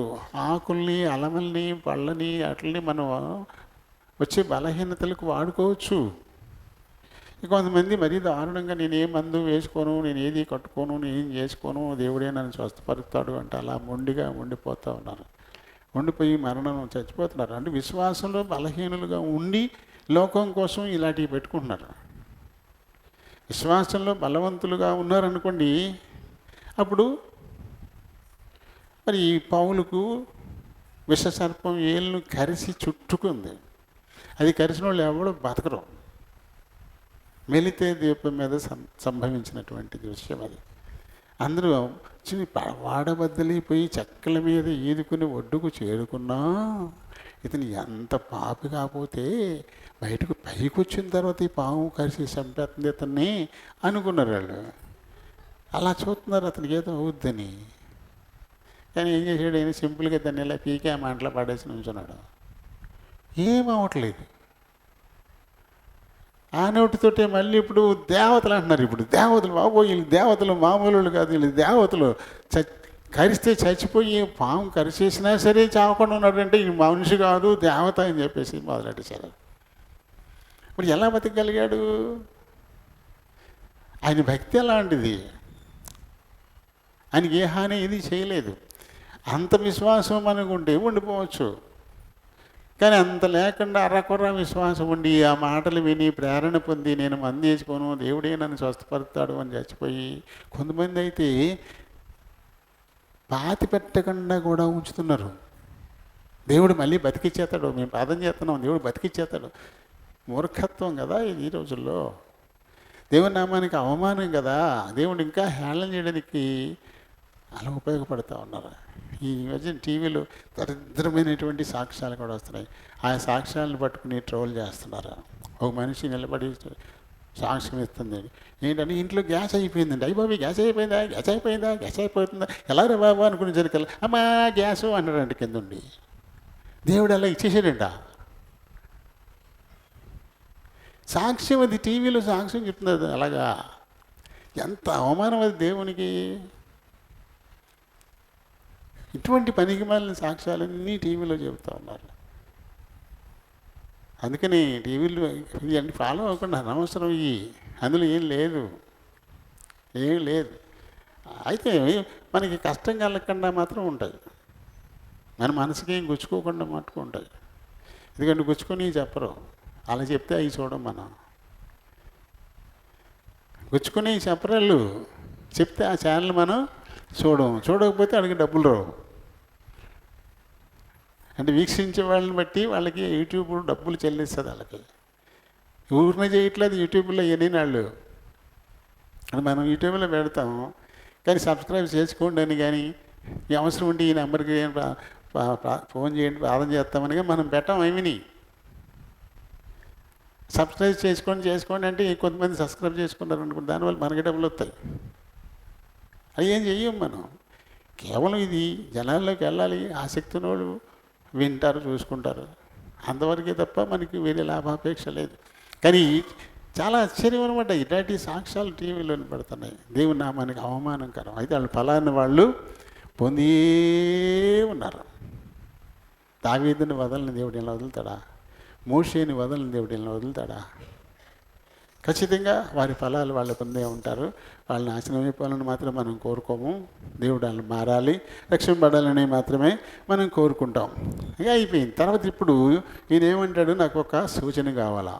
ఏంటి ఇప్పుడే చచ్చిపోతానన్నావు, ఇప్పుడే ఇల్లు సర్దుకోమన్నావు, మళ్ళీ ఇప్పుడే వచ్చి నువ్వు చచ్చిపోవు బతుకుతావు అంటున్నావు, బాగుపడతా అంటున్నావు, 3వ దినాన్ని మందిరానికి ఎక్కిపోతావు అంటున్నావు.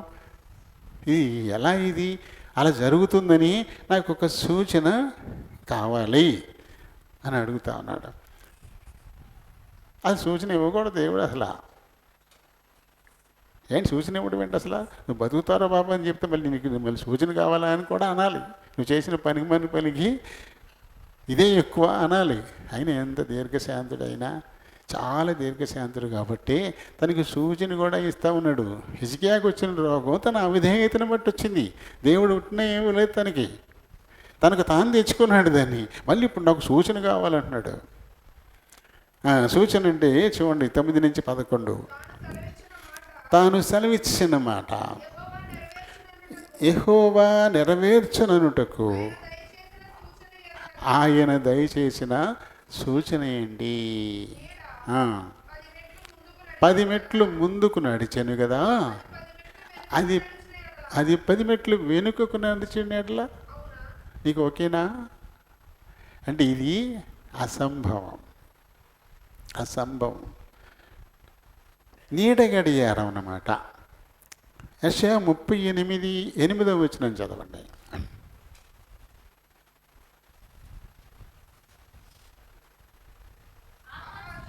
ఆహాజు అది ఎండ గడియారం, అది ఇక్కడ చెప్తున్నాడు. ఆహాజు ఎండ గడియారం, నీడ గడియారం అంటే ఎండ వచ్చినప్పుడు మనకు నీడ పెడుతుంది. నేను చిన్నప్పుడు ఎలిమెంటరీ స్కూల్లో చదువుకున్నప్పుడు ఆ మధ్యాహ్నం భోజనానికి ఇంటికి వచ్చేసేవాళ్ళు. 10:30కి అయిపోయాక మళ్ళీ 2ంటికి పడేట్టేవారు. పొద్దున పడేటి మళ్ళీ వదిలిపెట్టేసి ఇంటికి వచ్చి మళ్ళీ మధ్యాహ్నం బడికి వెళ్ళాలి. మా ఇంటి నీడ వాకిట్లో ఇలా పడేది అనమాట. అదే టైం మాకు. వాచ్లు ఎవరికి లేవు. ఆ నీడ చూసుకుని అరే మళ్ళీ బడికి టైం అయిపోయిందని పరుగు ఇలా పరిగెత్తుకుంటూ వెళ్ళేవాడు. ఆ నీడ చూసుకుని, నీడే గడియారం మనకి. అప్పుడు ఆహాజు కాలంలో ఎండ గడియారాన్ని పెట్టాడంట. ఆ సూర్యుడు ఇలా వచ్చేటువంటి క్రమంలో మెట్లు పెట్టాడనమాట. 4 నిమిషాలకు ఒక మెట్టు చొప్పున మెట్లు పెట్టాడు. ఒకటో మెట్టుకు వస్తే 4 నిమిషాలు అయింది, 2వ మెట్టుకి 8 నిమిషాలు అయింది, 3వ మెట్టుకి 12 నిమిషాలు అయింది, 4వ మెట్టుకి 16 నిమిషాలు అయింది, 5వ మెట్టుకి 20 నిమిషాలు అయింది. అలా టైం లెక్కేసుకునేవారు అన్నమాట. అలా ఆహాజు ఎండ గడియారం అది దాని మీద మీ మెట్లు చెప్తున్నాడు ఆయన. 10 మెట్లు ముందుకు వెళ్ళిపోయింది. సూర్యుడు ఇలా పైకి లేస్తూ ఉంటే ఏమవుద్ది, నీడు ఇలా వెళ్ళిపోతూ ఉంటుంది. అలా నడునెత్తున్నాడు, కాళ్ళ కాడికి వస్తుంది. ఆ తర్వాత ఇటు వెళ్ళిపోయి కొద్ది నీడు ఇటు వెళ్ళటం మొదలెడుతుంది. మెట్లు దాటుకుంటూ వెళ్ళిపోతూ ఉంటుంది. అది మళ్ళీ వెనక్కి రావాలంటే సూర్యుడు జరగాల. అది నీడు ఎలా వెనక్కి వస్తుంది? ఎలా వెనక్కి వస్తుంది? లేకపోతే భూమి తిరగడం మానేయాల. భూమి అన్నా తిరగకుండా ఉండిపోవాలా, లేదా సూర్యుడన్నా వెనక్కి జరగాల. భూమి తిరగకుండా ఉంటే మనం స్మాష్ అయిపోతాం. భూమి క్షణమాత్రం ఆగిందా ప్రళయమే. ఇక ప్రళయమే. సముద్రాలు భూమి మీదకి వచ్చేస్తాయి, ఆకాశ హర్మ్యాలని టపటపటప కూలిపోతాయి. ఇలా ఏం ఉండదు. ఇక భూమి పాడిదెబ్బ అయిపోతుంది ఒక్క క్షణం ఆగిందంటే. కాబట్టి అద్భుతం ఏంటంటే సూర్యుడి మీదే యాక్షన్. ఆయనకి సూర్యుడి మీదే యాక్షన్. ఇక్కడ సూర్యుని వెనక్కి తీసుకొచ్చాడు 10 మెట్లు. సూర్యుడిని 10 మెట్లు వెనక్కి తీసుకొచ్చాడు. అంటే 10 మెట్లు అంటే ఒక 40 నిమిషాలు. 10 మెట్లు అంటే ఒక 40 నిమిషాలు. యెహోషువలో 10వ అధ్యాయంలో 12 నుంచి 14 వచనాల మధ్య యెహోవా ఇశ్రాయేలీయుల ఎదుట అమోరీయులను అప్పగించిన దినమున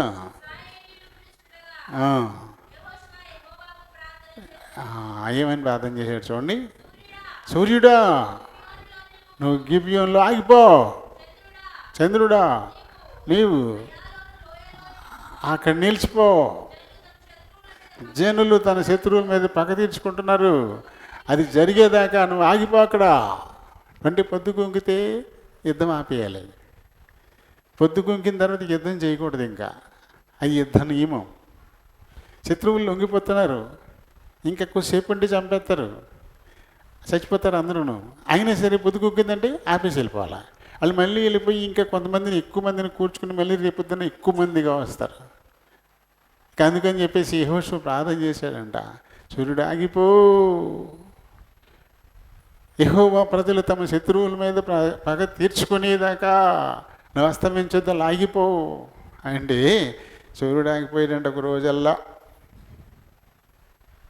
చంద్రుడిది ఏముందిలే, చంద్రుడు భూమికి ఒక ఉపగ్రహం, దానికి ఏమీ లేదు పెద్ద మనకి అస్సలు. నిజంగా ఆగి ఉండకపోతే ఒకటి జరుగుతుంది, సూర్యగ్రహణం వచ్చేది. ఎందుకంటే చంద్రుడి వల్లే కదా సూర్యగ్రహణం ఏర్పడేది మనకి. చంద్రుడి వల్లే మన సూర్యగ్రహణం ఏర్పడుతుంది. అలాగే చంద్రుడి వల్లే చంద్రగ్రహణం కూడా ఏర్పడుతుంది. ఆ చంద్రుడు తిరగడాన్ని బట్టి ఈ రెండు వస్తుంటాయి అన్నమాట. సూర్యుడికి భూమికి మధ్యలోకి చంద్రుడు వస్తే సూర్యగ్రహణం వచ్చేది. ఈ చంద్రుడు తిరిగే క్రమంలో భూమి వెనకాల నీడలోకి వెళ్ళిపోతే చంద్రగ్రహణం వస్తుంది. ఇప్పుడు ఉన్నట్టుండి సూర్యుడు అలా ఆగిపోయాడు, కానీ ఇది వచ్చేసి అడ్డంగా వచ్చిందనుకోండి, అప్పుడు దాని నీడ భూమి మీద పడిపోద్ది, చీకటి అయిపోద్ది. కాబట్టి మళ్ళీ యుద్ధం ఆపేయాలి. దాని గురించి ఆ ప్రస్తావన కూడా తెచ్చాడు. సూర్యుడిని ఆగిపోమన్నాడు, చంద్రుని కూడా ఆగిపోమన్నాడు. సూర్యుడు ఆగిపోయాడంతే. ఇది నిజమా అంటే ఇటీవల కాలంలోనే ఇది రుజువైంది. నాసా అనేటువంటి ఒక స్పేస్ సెంటర్ ఉంది. NASA, national aeronautics and space administration అని, ఇది యుఎస్లో ఉందన్నమాట, అమెరికాలో. వీళ్ళు ఏం చేస్తుంటారు, యూనివర్స్ని అలా నిత్యము పరిశీలిస్తుంటారు, భూమిని కూడా అర్థం చేసుకుంటూ ఉంటారు, దాని ద్వారా చూస్తారన్నమాట, రిఫ్లెక్షన్. వీళ్ళు పంపించినటువంటి ఉపగ్రహాల్లో భూమి మొత్తం ఆ తిరిగే క్రమం ఇదంతా వాళ్ళ స్క్రీన్ మీద కనపడుతుంది. మనం మామూలుగా చూడలేము. భూమి నుంచి దూరంగా వెళ్ళిపోయిన ఉపగ్రహం మన భూమిని చూపిస్తుంది అన్నమాట, ఆ భూమి మీద ఏం జరుగుతుందో. దాన్ని నిరంతరము కూడా వీళ్ళు పరీక్ష చేస్తూ ఉంటారు. దాన్ని నాసా అని చెప్పి అంటారు. NASA, national aeronautics and space administration అని 4 అక్షరాలు. వాళ్ళకి పెద్ద రేడరు, ఒక పెద్ద రాడారు, దాని మీద పరిశీలన చేస్తున్నారంట. పరిశీలన చేస్తూ ఉంటే టైము దాన్ని, ఆ టైం లైన్ని వాళ్ళు చెక్ చేస్తూ ఉంటే ఒక రెడ్ స్పాట్ వచ్చిందంట మధ్యలో. బ్రేక్ కంటిన్యూగా టైం లైన్ కంటిన్యూగా వెళ్ళకుండా మధ్యలో ఒక రెడ్ స్పాట్ వచ్చింది. వెళ్ళట్లేదు, దానికి అదే వచ్చింది. అంటే ఆ టైం లైన్ డిస్టర్బ్ అయ్యింది. దాంతో జుట్టు పీక్కుంటున్నారంట, ఏంటిది ఇలా వచ్చింది, టైం లైన్ బ్రేక్ ఎలా అయ్యింది, టైం లైన్ బ్రేక్ అయితే అసలు మనం ఎలా ఉన్నాం, అసలు ఎలా క్షేమంగా ఉన్నాం అని చెప్పేసి ఆ శాస్త్రజ్ఞులందరూ జుట్టు పీక్కుంటూ ఉంటే అందులో ఉండేవాళ్ళందరూ దేవుడు లేడు అనేవాళ్ళే ఉంటారు. దేవుడు లేడు, మనమే దేవుళ్ళు అనుకునే వాళ్ళే ఉంటారు అక్కడ. అందులో దేవుని యందు విశ్వాసం ఉంచినటువంటి ఒక శాస్త్రజ్ఞుడు అన్నారంట, ఆ స్పాట్ నాకు తెలుసు అన్నా అంట, ఆ బ్రేక్ ఎందుకు వచ్చిందో నాకు తెలుసు అన్నా అంట. అప్పుడు వాళ్ళందరికీ వచ్చింది, ఏం చెప్పు, ఎలా ఎలా ఎలా అంటే ఈ యెహోషువ గ్రంథంలో సూర్యుడిని ఆగిపోమని ఆయన చేసిన ప్రార్థన, సూర్యుడు ఆగిపోవడం ఇది చూపించాంట. ఆ రోజు బ్రేక్ వచ్చింది, టైం లైన్ కట్ అయింది దీనివల్లే అని చెప్పారంట. అప్పుడు వాళ్ళకి ఏమి లెక్కలు ఉంటాయంట, అవన్నీ లెక్కలు వేసుకుంటూ వస్తే కరెక్ట్గా 23 గంటల 20 నిమిషాలు అయిందంట. 23 గంటల 20 నిమిషాలు అయిందంట. మరి రోజుకి 24 గంటలు కదా, ఇంకో 40 నిమిషాలు తేడా వచ్చింది. అవును, నువ్వు చెప్పేదే కరెక్ట్ అయితే మరి వాట్ అబౌట్ 40 మినిట్స్ అన్నారంట మళ్ళీ. అందులో కూడా ఉంది, అది కూడా బైబిల్లో ఉంది అని చెప్పేసి ఇది తీసుకొచ్చి ఆ అహాజ్ నీడ గడియారం 10 మెట్లు వెనక్కి నడిచింది చూపించాయంట. మెట్టుకు 4 నిమిషాలు చొప్పున 10 4 40 నిమిషాలు ఇదిగో అని చెప్పాడు. మొత్తం రోజు ఒక రోజు టైం లైన్లో బ్రేక్. దీన్ని చూసి నిజంగా వాళ్ళందరూ ప్రాయిస్తలో నీ దేవుడు గొప్పడు, ముందుగానే ఇవన్నీ చెప్పించాడు, సూర్యుడిని ఆపించాడు అబ్బా అని చెప్పేసి తర్వాత మహింపరిచారనుకోండి. ఇది ఎవరో చెప్తున్న ఒకసారి పేపర్లో వేశారు దీన్ని, మొత్తం ఇంగ్లీష్ పేపర్లో మొత్తం ఈ నాసా ఇచ్చినటువంటి రిపోర్ట్ అంతా రాశారు, వచ్చింది. అది నేను చదివాను, నా సెల్లో కూడా అది ఉండాలి. ఇది ఏమైనా ఉందమ్మా? అదే అది న్యూస్ పేపర్లో ఉంటుంది, పేపర్లో పడింది వార్త, పెద్ద వ్యాసం రాశారు దాని గురించి. దాంతో మొత్తం మీద ఒకరోజు చూడండి, దేవుడు తన ప్రజల పక్షాన ఏం చేయడానికైనా చాలినవాడు, కాలగతులను మార్చేసేటువంటి వాడు, కాలాన్ని స్తంభింప చేయగలడు, సూర్యుని వెనక్కి నడిపించగలడు తన ప్రజల కోసం. ఆయనకి అసాధ్యమైనది అది ఒకటే ప్రశ్న, యెహోవాకు అసాధ్యమైనది ఏదైనా ఉందా? లేదు, అంతే, లేదంతే.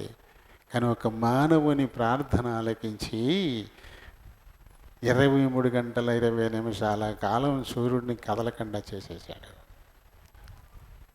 ఒక మానవునికి సూచన చెప్పడం కొరకు కాలాన్ని 40 నిమిషాలు వెనక్కి నడిపించాడు.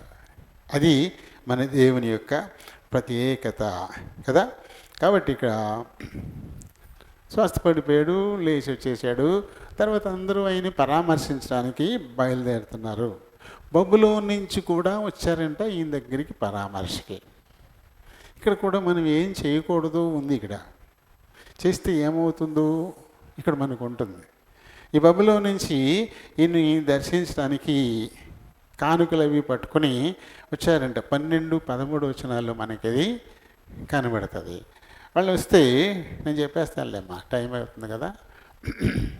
ఆయన ఏం చేశాడు, వాళ్ళకి విందు చేసి దేవుడు తనకి ఏమేమైతే ఇచ్చారో ఏది దాచకుండా మొత్తం అన్నీ కూడా పెట్టుకుని అన్నీ చూపించేశాడంట. ఇవి ఇన్ని బంగారు ఆభరణాలు, వాహనాలు ఉండేటువంటి గదేది, లేకపోతే ఇదేమో ఆయుధాలు ఉండే గదేది, ఇదేమో డాళ్ళు ఉండే గదేది, ఇది అంటే గొప్పగా మొత్తం అన్నీ చూపించేశాడంట. ఆ తర్వాత యెషయా అడిగాడు, ఎవరు వచ్చినట్టున్నారు నీ దగ్గరికి, ఏంటి సంగతి అని. అవును, బబులోనులో రాజు పంపించాడు నా దగ్గరికి, పరామర్శించడానికి వచ్చారు, అన్నీ చూపించావా అన్న. అన్నీ ఏమి దాచకుండా చూపించావా? ఏమి దాచకుండా అన్నీ చూపించేశాను. అన్నీ చూపించావా? ఇంకా అయింది నీ పని, ఒక్కటి కూడా మిగలకుండా మొత్తం పట్టుకుపోతాడు అలా. ఒక్కడి కూడా మిగలకుండా మొత్తం అన్నీ పట్టుకెళ్ళిపోతాడు, నువ్వు చూపించావు అని చెప్తే, అది నీ కాలంలో కాదులే, నీ కొడుకు కాలంలో జరుగుతుందని. మనష్యని పట్టుకెళ్ళిపోయారుగా, మనష్య మీద దాడి చేసి మొత్తం ఓడించేసి మనష్యని సంఖ్యలతో బంధించి తమ రాజ్యానికి తీసుకెళ్ళిపోయారు. హిజ్కియా కొడుకు మనష్యే. ఇతని కాలంలో అయితే అది జరగలేదు, కానీ ఆ తర్వాత అది జరిగింది. కాబట్టి ఇప్పుడు తమకు తాముగా తెలుసుకుని ఈ వారికి ఇచ్చారు చాలా సంతోషమని అనుకుంటే వేరు, మనమే ఇది నాకు ఎది అని చెప్పేసి వెంట పెట్టుకుని తిప్పడం వేరు. వెంట పెట్టుకుని తిప్పితే ఏమవుతుంది, నెబుకద్నెజరు ఈ బబులోను అనేటువంటి మహాపట్టణం నా బలాధిక్యంతో నేను నిర్మించినది కాదా అని అలా గర్వించి అహంకరించడంతో వెంటనే పడిపోయాడు. అంటే గర్వం వస్తుందన్నమాట. నువ్వు వెళ్ళి ఎన్ని చూపించేటప్పుడు నీకే తెలియకుండా నీ లోపల కొంచెం అహంకారం, గర్వం వస్తాయి. అది మనకి మంచిది కాదు. అందుకని ఇల్లు చూద్దిగారండి అని చెప్పి ఎవరైనా మన ఇంటికి వస్తే ఇల్లు చూద్దిగారండి మొత్తం అన్ని గరగరా తిప్పి చూపించడం అవసరమా? దేవుడు నేను ప్రేమించి ఇచ్చాడు, అని నీ గొప్పతనం ఏముందని నువ్వు పట్టుకెళ్ళి నువ్వేదైనా సాధింతే చూపించాలి. నీ మట్టుకు నువ్వేం సాధించావు? అన్నీ నీకు దేవుడు ఇచ్చిందే కదా. దేవుడు ఇచ్చిందని నీ వీళ్ళు చూపించేదేంటి? మనకు ఉన్న చెడ్డ అలవాటు ఇది. ఎవరు మన ఇంటికి వచ్చినా ఇల్లు చూద్దిగారండి, ఇల్లు చూద్దిగారండి అని చెప్పేసి మొత్తం ఇల్లంతా గిరగిరా ఈ తిప్పే క్రమంలో నీళ్ళు ఆటోమేటిక్గా నీకు తెలియకుండా ఒక అహంకారం వస్తుంది. అది వద్దు. నువ్వు అలా అహంకరించి నీకు ఇచ్చినవన్నీ, దేవుడు నీకు ఇచ్చినవన్నీ చూపించేశావు. కాబట్టి ఇవన్నీ కూడా వెళ్ళిపోతాయి, మొత్తం వెళ్ళిపోతాయి. చూడండి 16 నుంచి 18 వచ్చిన చదవమ్మా. యెహోవా సెలవిచ్చు మాట విను, వచ్చే దినములు ఏం మిగలకుండా సమస్తాన్ని కూడా ఏవైతే నీ పితరులు సమకూర్చి దాచిపెట్టిన ఎంత కూడా పట్టుకెళ్ళిపోతారు. బబులోను పట్టణం పట్టుకెళ్ళిపోతారు. మొత్తం అంతా నువ్వు చూపించావు, మొత్తం చూపించావు, ఏది దాచకుండా చూపించావు, ఏది మిగలకుండా పట్టుకెళ్ళిపోతారు, మొత్తం పట్టుకెళ్ళిపోతారు. ఇదిగో చెప్తాడు యెహోవా. కాబట్టి దేవుడు మనకి ఇచ్చిన దాన్ని బట్టి దేవుని మనం స్తుతించాలి తప్ప కొద్ది గొప్ప అహంకారం గర్వం తెచ్చుకొని ఇది ఇది ఇది అని చూపించకూడదు. మనం వచ్చారు గౌరవించి పంపించేయడం వరకే, అదే తప్ప గెలిచిది కదా, ఇది మంచం ఇదిగో ఇక్కడి నుంచి తెప్పించాను, ఇదిగో ఇది ఇవి ఇక్కడి నుంచి తెప్పించాను, ఇది ఇవి ఎలా చేశాను, ఇది ఎలా చేశాను అంటే దేవుని పక్కనట్టేస్తావు. దేవుని కృపను బట్టి అనే మాట రాదు మన నోటి వెంట. నేనే అన్నట్టుగా చాలా ప్లాన్ చేసి ఇలా అహంకారం, అది దేవునికి నచ్చదు. మనకే తెలియకుండా దేవునికి అవమానం తెచ్చి పెడతాం, మనల్ని గొప్ప తెచ్చి పెట్టుకుంటాం. అదే పరిస్థితి వచ్చింది ఇక్కడ. ఇప్పుడు చచ్చి బతికాడు, కానీ ఎవడో వచ్చాడు, ఆ శత్రువు కదా బబులోనుడు, ఏదో పరామర్శించడానికి వస్తే మొత్తం అన్నీ చూపించడాన్ని బట్టి మొత్తం అన్నీ పోతాయి అన్నాడు. మొత్తం పోయాయి. 25వ అధ్యాయం వచ్చేసరికి ఏమీ మిగలలేదు ఇక్కడ. వెంటనే మనషే కాలంలోనే అది వచ్చింది. ఇక అది పూర్తిగా ఈ క్షమరం అనేది 25వ అధ్యాయానికి అయిపోయింది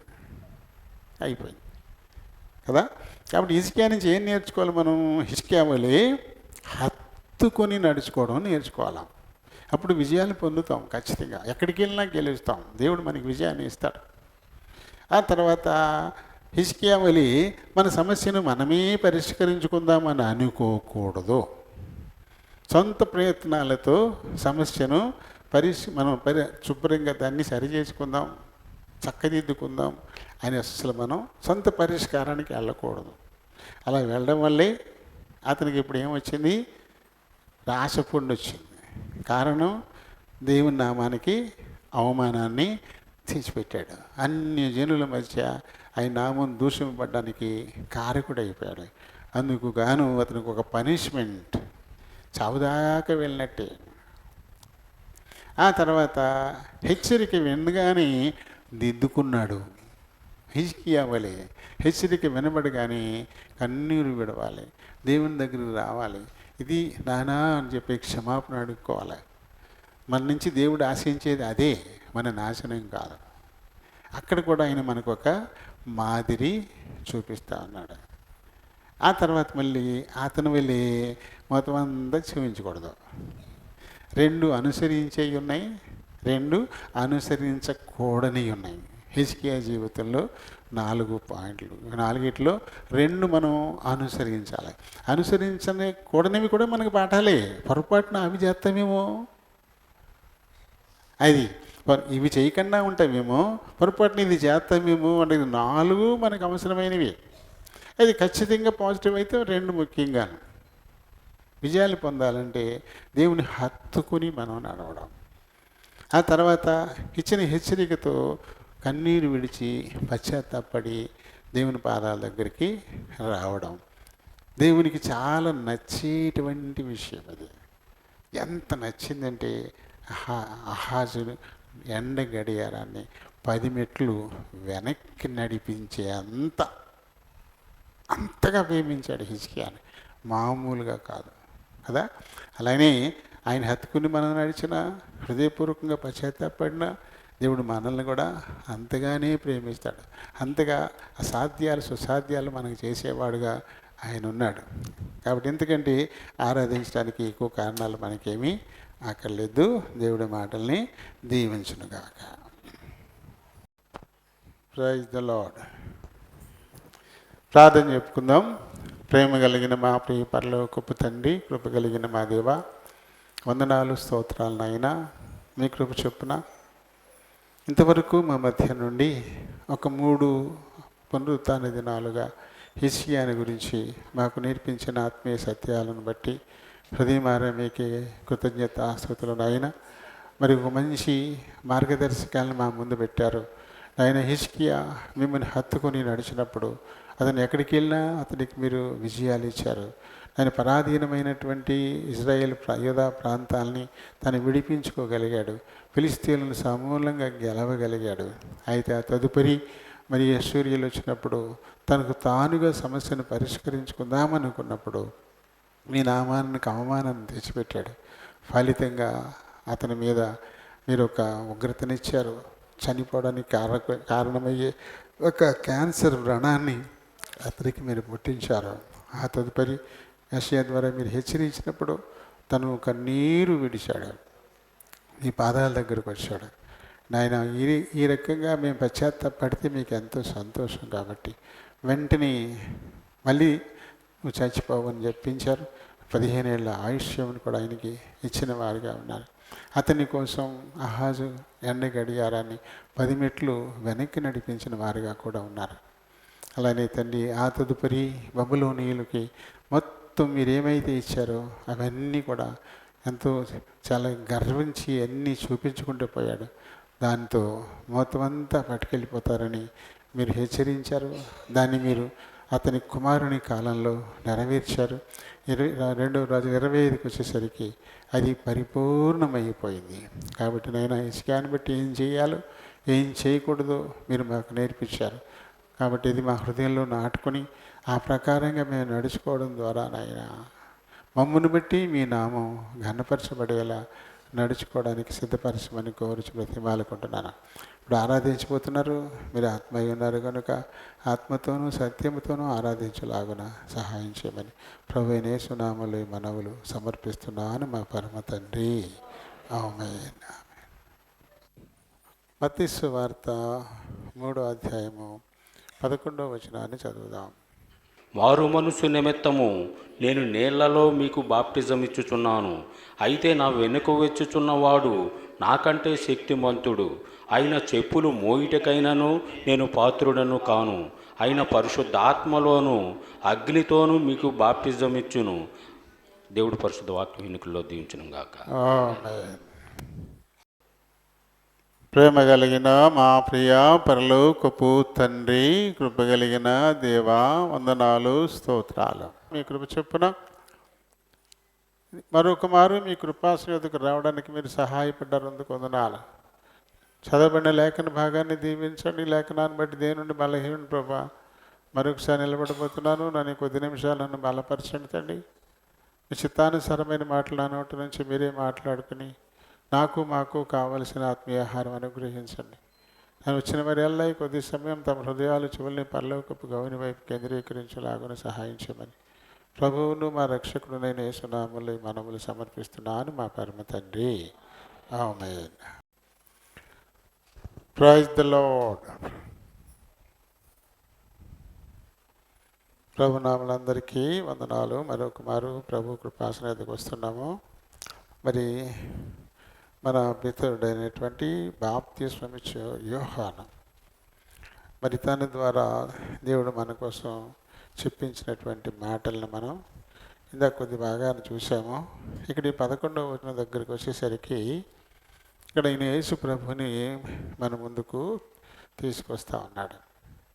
నేను ముందు వచ్చేసాను, నా వెనుక ఒకరు వస్తున్నారు అని చెప్పి, అది యేసు ప్రభుని గురించినటువంటి ప్రకటనే. నేను మీకు కేవలం నీళ్లలో మటుకే బాప్తీసం ఇస్తున్నాను, కానీ నా వెనుక వచ్చేటువంటి వాడు ఆయన ఎలాంటి వాడంటే నాకంటే చాలా శక్తిమంతుడు. అతని చెప్పులు వారు తీయడానికి కూడా నేను అర్హుణ్ణి కాదు, పాత్రుని కాదు. అలాంటి వాడు ఆయన మీకు పరిశుద్ధాత్మలోను అగ్నితోనూ మీకు బాప్తీసం ఇస్తాడు అని చెప్పి ఆయన ప్రకటించి వెళ్ళిపోయాడు. ఎందుకు ఇలాంటి మాట ఆయన చెప్పాల్సి వచ్చిందంటే, కొంతమంది అర్హులు కాకపోయినా బాప్తీసం తీసుకోవడానికి వచ్చేసారు. ఈ బాప్తీసం మాత్రమే మిమ్మల్ని రక్షించదు, తర్వాత ఇంకో కార్యక్రమం జరగాల్సి ఉంటుంది. ఎందుకంటే మనం చూసాం 7వ వచనంలో ఏముంటుంది, అతడు పరిసయ్యులలోనూ సద్దూకయ్యులలోనూ మరి అనేకులు బాప్తీసం పొందడానికి మరి ఆయన రావడం చూసి అప్పుడు అన్నాడు వాళ్ళతో, అంటే వాళ్ళు అర్హులు కాదు, వారికి మారు మనసు లేదు, పశ్చాత్తాపం లేదు. ఏదో బాప్తీసం పొందాలని ఆశ కలిగి మారిన వాళ్ళు వస్తుంటే ఇదేదో చేస్తే నాకు కూడా నేను పుణ్యగతులు వచ్చేస్తాయేమో అని చెప్పేసి ఊహించేసుకొని వాళ్ళు కూడా వచ్చి మొలిగేశారు. అందుకని ఈ మాట చెప్పాడు, నేను ఇచ్చిన బాప్తీసం ఇదే అల్టిమేట్ కాదు, ఇది తర్వాత ఇంకొకటి ఉంది, ఆ వెనకాల ఇంకొక ఆయన వస్తాడు, ఆయనైతే మీకు పరిశుద్ధాత్మతోనూ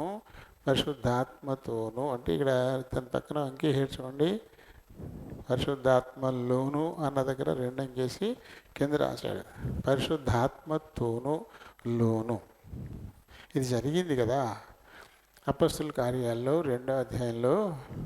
వాళ్ళు పరిశుద్ధాత్మలో ఈదులాడారు, ఒక కాలంలో ఈత కొట్టినట్టే, మునిగి ఈత కొట్టినట్టుగానే పరిశుద్ధాత్మలో వాళ్ళందరూ కూడా ఈదులాడారు. అలా ఆయన బాప్తీసం ఇవ్వడానికి ఆయన వస్తాడు అంటే దానికి మనం సిద్ధంగా ఉండాలా, సిద్ధపడాలా అని చెప్పేసి. ఎందుకంటే తర్వాత ఆయన చేతిలో ఉందని కూడా రాసుకొచ్చాడు. ఆయన పొల్లుగా ఎగరి కొట్టేస్తాడు, మంచి వాటిని మట్టుకు ఎత్తి కొట్లలో పెడతాడని చెప్పి కూడా ఆయన ప్రకటించినట్లుగా మనం చూస్తాం. అయితే మామూలుగా నీటి బాప్తీసం పొందడం అనేది అది చివరి మెట్టు అయితే కాదు, చివరి మెట్టు కాదు. ఎందుకంటే ముందు మాకు గబగబా 4 పిల్లర్లు వేసేసి ఆ పిల్లర్ల మీద మనం స్లాబ్ వేసేసుకుంటే ఇల్లు అయిపోయినట్టేనా? అయితే ఇల్లే అంటుంది దాని కానీ అయిపోయిందా? తర్వాత మళ్ళీ బోళ్ళు పనులు ఉన్నాయి, గోళ్ళ కట్టాలి, కిటికీలు పెట్టాలి, గుమ్మాలు పెట్టాలి, ప్లాస్టింగ్లు చేయాలి, రంగులు వేయాలి, ఇవన్నీ చాలా ఉంటాయి. అప్పుడు కానీ ఇది పూర్తి స్థాయిలో ఇల్లు అనబడదు. అలాగే బాప్తీసం తీసుకోవడం అందరికీ ఇది ఒక స్కెల్టన్ నిర్మించుకుంటున్నాం అంతే, దాన్ని ఆధారం చేసుకుని ఇప్పుడు మిగతా పని చేయాలి. అందుకని తీతు 3:5 చెప్పాడుగా,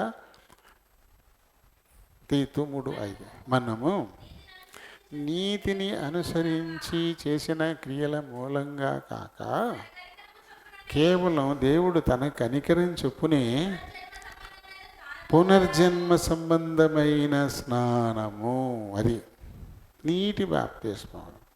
పునర్జన్మ అంటే సమాధి చేయబడి తిరిగి లేవడానికి ఆ నీటిని మనం అక్కడ ఒక ఉపాయంగా వాడుకుంటున్నాం అంతే. కానీ చనిపోయి పాతిపెట్టబడాలి ప్రతి ఒక్కరూ కూడా, చనిపోయి ఎలా చనిపోయి అంటే శరీర సంబంధమైన కార్యాల విషయమై చనిపోయి పాతిపెట్టబడి అది నీటిలో ముంచేయబడి మళ్ళీ తిరిగి లేచేసరికి ఇప్పుడు నూతన తలంపులు, నూతనమైన ఆలోచనలు, నూతనమైన ఉద్దేశాలు అని, నూతనమైన చూపులు, నూతనమైన మాటలు, చేతలు అన్నీ కూడా ఇక నూతనంగా ఉండాలా. అంటే అందుకు ముందున్న మనిషి చనిపోయాడు, ఇప్పుడు కొత్తగా జన్మించాడు. అది పునర్జన్మ సంబంధమైన స్నానము ద్వారాను అది ఇప్పుడు జరగాలి. పరిశుద్ధాత్మ మనకు నూతన స్వభావాన్ని కలగజేయడం ద్వారా మాత్రమే రక్షింపబడతాం. 2వ స్టెప్ ఉంది, అది లేకుండానే ఒకటి దగ్గరే ఆగిపోతున్నాం చాలామంది. పరిశుద్ధాత్ముడు మనలో ఇక నూతన స్వభావాన్ని కలిగిస్తే ఇక పొరపాటును కూడా ఈర్షలు, ద్వేషాలు, అతిక్రమాలు, హెచ్చించుకోవడాలు, అసూయపడ్డాలు, ద్వేషించడాలు ఉండవు. ఇంకా పరిశుద్ధాత్ముడు వారిలో ఎక్కువ తక్కువ ఈగోలు ఉండవు, ఇంకా ఉండవు. అపొస్తలుల కార్యాలు 2వ అధ్యాయంలో పరిశుద్ధాత్మలో వాళ్ళు ఈదులాడిన తర్వాత వారి మధ్యన ఇంకా ఎక్కువ తక్కువ భేదాలు లేకుండా అయిపోయినాయి. అంతకుముందు నీ కుడి పక్కనే ఎడం పక్కన మేము కూర్చోవాలా, మళ్ళీ ఎవడు గొప్పోడు అని వాదులు ఆడుకున్నారు. ఆ ఈగోలు వాళ్ళల్లో వచ్చినాయి. నేను గొప్ప అంటే నేను గొప్ప అన్నట్టుగా అనుకున్నారు. కానీ పరిశుద్ధాత్మలు బాప్తీసం పొందిన తర్వాత 11 మంది కూర్చొని ఉంటే పేతురు ఒక్కడే నిలబడి మాట్లాడాడు తప్ప అక్కడ నేను అనేటువంటి పోటీ రాలా. కారణం ఏంటి? పరిశుద్ధాత్మ వారిలో నూతన స్వభావాన్ని కలిగించేశాడు. కాబట్టి దేవుడు ఎవరు నిలబెట్టుకుంటే వాళ్ళు నిలబెడతారు. పేతురు నిలబెట్టాడు. తర్వాత ఇంకొకరు, ఎవరి పని వాళ్ళకి. పరిశుద్ధాత్ముడు ఎప్పుడు నూతన స్వభావాన్ని కలిగిస్తాడో అప్పుడు లోక సంబంధమైన ఆలోచనలు ఇంకా మనకి ఉండవు. లోక సంబంధమైనటువంటివి మనకి ఎన్నో ఉన్నాయి. పట్టింపులు, కులాలు పట్టింపులు, మతాలు పట్టింపులు, ఇంటి పేర్లు, ఆస్తిపాస్తులు పట్టింపులు, విద్యావంతులు, పదవులు, ఇటువంటివి ఎన్నో మనకి హర్డిల్స్ మనం పెట్టేసుకున్నాం. ఇవన్నీ మనల్ని, మన వేగాన్ని ఆటంకపరుస్తున్నాయి. పరిశుద్ధాత్మలు ఎదగడానికి ఇవన్నీ ఆటంకాలుగా, పరుగు పందాల్లో ఏ అడ్డం లేకుండా పరిగెత్తే పందెం ఉంటుంది. అది కాకుండా మధ్య మధ్యలో అడ్డంగా పెడతారు, వాటి మధ్య దూకుతూ పరిగెత్తాలి. వాటిని హర్డిల్స్ అంటారు. ఏమీ లేకుండా పరిగెత్తినప్పుడు చాలా వేగంగా వెళ్ళిపోతారు. 100 మీటర్లు 7 సెకండ్లు, 8 సెకండ్లు, 10 సెకండ్లు పరిగెత్తేస్తారు. 10 సెకండ్లు 100 మీటర్లు పరిగెత్తేస్తారు. అది హర్డిల్స్ పెడితే అలా వెళ్ళలేరు. అలాగే మన ఆత్మీయ జీవితానికి హర్డిల్స్ అనేవి ఉంటాయి. సాతానుడు పెడతాడు ఈ లోకంలో అడ్డాలు. ఈ అడ్డాలన్నీ అధిగమించాలంటే పరిశుద్ధాత్ముడు మనలో నూతన స్వభావాన్ని కలిగించాలి. ఏది ఎలా వస్తే అలా గంతలేయకూడదు. ఈ ఏలుగు ఇంత ఇటుకరిగిని గోడకి మధ్యన అడిగిపోయి నలిగిపోయింది. ఇది నల్లగైపోయింది కదా, గోరు నల్లగైపోయింది. ఎంత బాధ ఉంటుంది మీకు తెలుసు. గోరు మీద తగిలే బాధ మామూలుగా గంతులు చేయాలి, అంత బాధ వచ్చేది. కానీ ఈయన నలిగిపోయిందన్న సంగతి నా పక్కడు కూడా తెలియదు. ఇంకా పని చేస్తున్నారు వాళ్ళతో, నేను రాయి తీసేది గోడకి దిగి నలిగిపోయింది, ఆ సంగతి పక్కడు కూడా తెలియదు. ఏ నలిగింది ఏం చేస్తాము? అడిగి చెప్తే తగ్గిపోద్దా? గోల చేస్తే తగ్గిపోద్దా? గంతులైతే ఏమైనా తగ్గిపోద్దా? తప్పదిగా, దాన్ని మనం అలా భరించాల్సిందే. అందుకని ఆ విషయం నేను చెప్తే తప్ప, ఇలా ఏందని చూపిస్తే తప్ప ఎవరికి తెలియదు. ఎందుకంటే కొంచెం రియాక్షన్ కూడా నాలో లేదు. నలిగిపోయినా నలిగింది అనే రియాక్షన్ కూడా లేదు. అలా ఎలా ఉండగలిగాము? ఆ స్థితికి మనం చేరుకోవాలా. అది సంతోషం వచ్చినా ఎగురికి అంతేసే పరిస్థితి ఉండకూడదు. దుఃఖం వచ్చినా బాధపడిపోయి పరిస్థితి ఉండకూడదు. పెద్ద గౌరవం వచ్చినా లేదా అవమానం వచ్చినా స్పందన తీవ్రంగా ఎప్పుడూ ఉండకూడదు. పరిశుద్ధాత్మడు నూతన స్వభావాన్ని మనకు కలిగించినప్పుడు ఇక ఎలా ఉంటుందంటే వినడానికి తొందరపడే వాళ్ళంగా ఉంటాం, మాట్లాడడానికి కోప్పడడానికి నిదానిస్తాం, అంతే అలా ఉండిపోతాం. అటువంటి స్వభావం కావాలి. అది కాకుండా, అది రాకుండా మన బాప్తిసం ఫుల్ఫిల్ కాలే, మన రక్షణ ఫుల్ఫిల్ కాలేదు. రాత్రి వచ్చింది మనకి, ఏమైనా రక్షణ అనేటువంటి ప్రాకారాన్ని నీ చుట్టూ నిర్మిస్తానన్నాడు దేవుడు. రక్షణని మనకి చుట్టూ ప్రహరీ గోడగా పెట్టేస్తాడట. ఈ లోక సంబంధంగా మనకు కట్టుకునే గోడలేవి పూర్తిగా మనకి భద్రతనివ్వలేవు. గోడను దాటుకుని అన్న వచ్చేస్తాయి, మనుషులు వచ్చేస్తారు. గోడ దూకి వెనకాలకు వచ్చేసి తలుపులు పగల కొట్టేసి మనకు వచ్చేవాళ్ళు ఉంటారు. మనకు మనంగా నిర్మించుకునే కల్లా ఎలక్ట్రిఫైడ్ పెట్టుకున్న వాల్స్, ఫెన్సింగ్, ఎలక్ట్రికల్ ఫెన్సింగ్లు వేస్తారు. కరెంట్ పోతే అది ఆగిపోద్ది. కానీ దేవుడు ఇచ్చేటువంటి ఈ రక్షణ గోడ అనేది దేన్ని దరిదాపులకు కూడా రాలేదు. అది ఎప్పుడూ ఆరిపోదు. ఎందుకంటే దేవుని జీవంతో ఏర్పడింది అది.